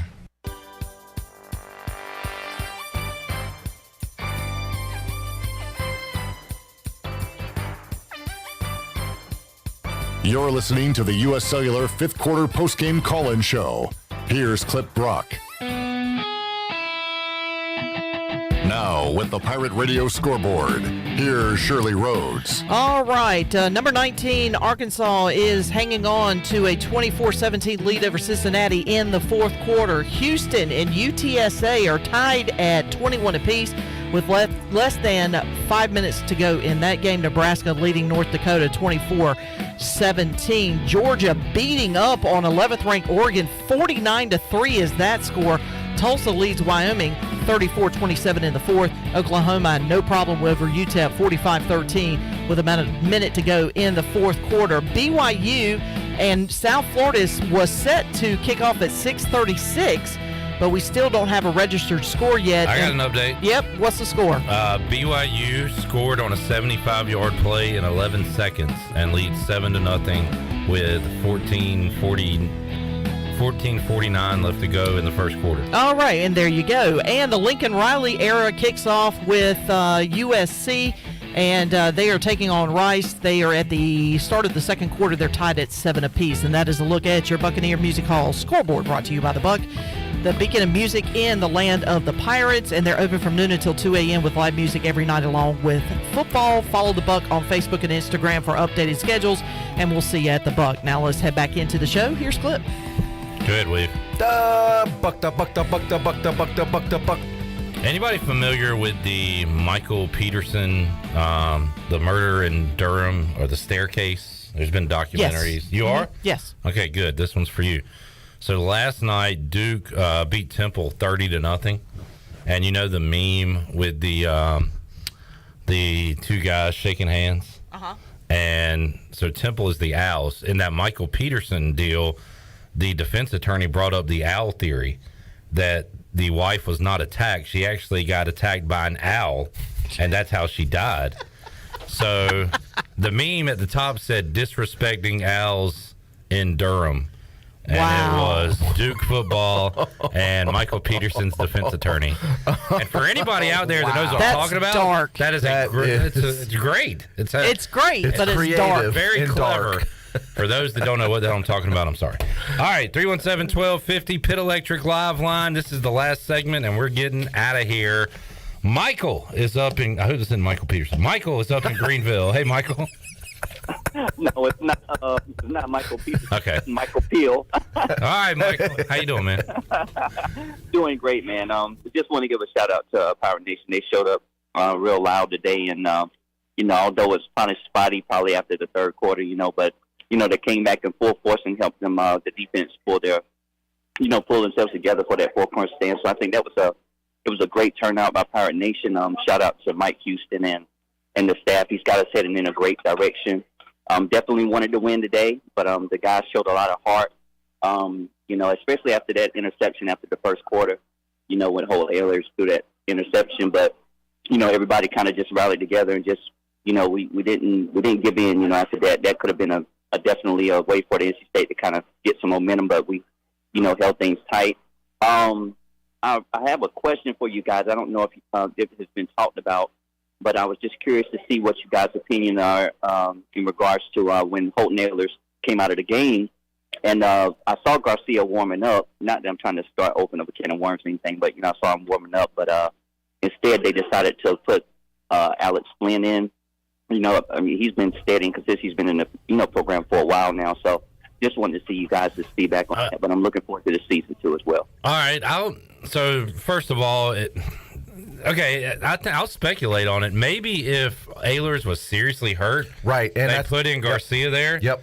Maybe they found out, okay, he's going to be able to go back in. We're going to do one running play, which we can trust Alex to do, and we won't have to use this as one of Garcia's 4 games if they want to play him in 4. Absolutely, and that's what I was going to say, because you could tell Holton when he was walking off the field that he was okay, because I remember saying to my daughter next to me, they're going to have to put Mason. I thought Mason Garcia was going to go in because he was down on the field for a long time. Right. Yeah. And I was like, okay, well, in that situation, he has to come out for one play. Yeah.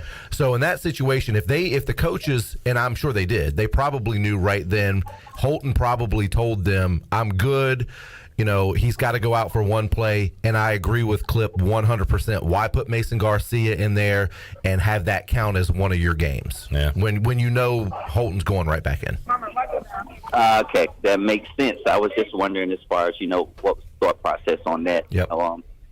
So that's good insight on that. But looking forward to the season, guys, and you guys are amazing. I love what you guys are doing, and keep up the good work. And we'll see y'all next Friday, next Saturday. All right, Michael. Thanks, man. Appreciate it. Michael in Greenville calling in.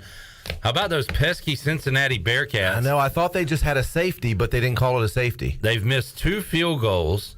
They just had like a 4th and 40 because they kept getting penalties and stuff. They were giving Arkansas a chance to put them away, and they're not going away. They're down 7 and got the ball in Arkansas territory. So keeping an eye on that one on the Buccaneer Music Hall scoreboard, presented by Da Buck. Da Buck. Thanks, Chandler. Been waiting on those all day.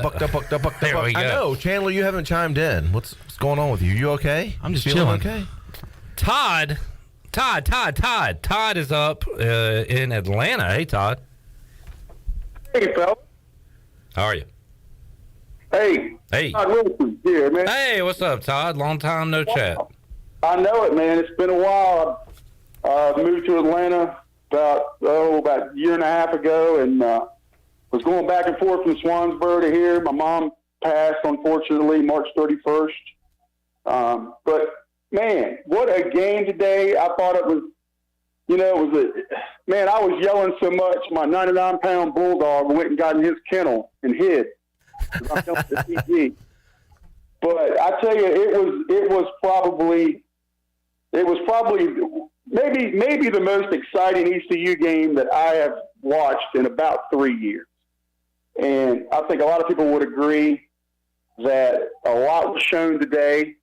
And unfortunately, you've got to be successful, as you guys know, in all three phases of the game. And, when opportunities presented themselves, we didn't come through. But I think nothing but positivity should be taken away from this game. And I'm going to tell you that receiving core we have has made leaps and bounds in improvement. And I'm just looking forward to the rest of the season. And I think there's a whole lot to look forward to with this Pirate team. And, I'm proud to say I'm a Pirate. All right, Todd, great to hear from you, man. And credit to Mike Houston, the staff, for recognizing, hey, we lose Tyler Snead, lost Blake Prohl the previous year. We got to find some help somewhere. They go out, they bring in Johnson, they bring in Winstead, who I think is going to have a really good year. They're able to get C.J. Johnson's head on right and him back, and credit to C.J. and the staff for that. But that was a big need. We were sitting here January, February, like, what are we going to do? Who's Holton? I know, Holton's right. got Ryan Jones, and that's it. Yeah. And but that group has come a long way here. And again, a few drops. Credit to State. They were point of impact right when the Pirates were catching the ball, knocking it out. We got to shore up those drops, obviously, but I agree with Todd. I like what I saw from the pass catchers today. And I like what I saw from our offensive line today. We had talked about that. That was my key to the game offensively, the offensive line. Now, could they have played better? Absolutely. But was Holton Ahlers running around for his life like we've seen in the past? Well, you can clarify. I mean, pass protection, they graded out well, I would say. Right. Run blocking, we knew that would be an issue. We knew because with North Carolina State's defensive front, you knew it was going to be a tough battle. But pass protection, 100%. Absolutely. Yeah. So, like I said, is there still work to be done with the offensive line? Absolutely. Did they play well? There were no penalties. I mean, they didn't have that offensive line didn't have a penalty until the fourth quarter. And that was the one holding, I think it was a holding penalty at 7:30 left in the game and when the first penalty came out. So I'm happy with the way the offensive line is progressing. And late in the game, it kind of shows you how well ECU pass protected. State was going all-out blitz. Yep. And, it's up to Donnie and Holton to recognize it and make the correct plays in that situation. But they weren't getting to them, so they had to send the house. Yeah. And that's because East Carolina did a pretty good job today keeping Holton Ahlers clean. Yeah, there's a lot to be proud of if you're a Pirate fan. There's a lot to work on as well because it's just the first game of the season. So that's the good thing. The good thing about losses like this is they're very teachable losses that you can teach a lot. Even like I had mentioned earlier, Blake Harrell is going to get on that defensive side and say, hey, we played well, but not well enough. There's some things we got to work on. Third and long situations, we've got to work on those in practice. I think you're going to see a totally different team and more focused team.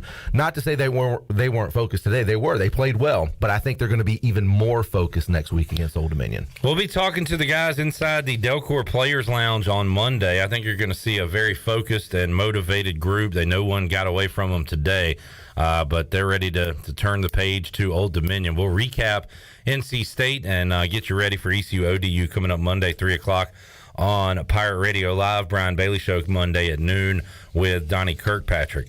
And that is about all I got for you today.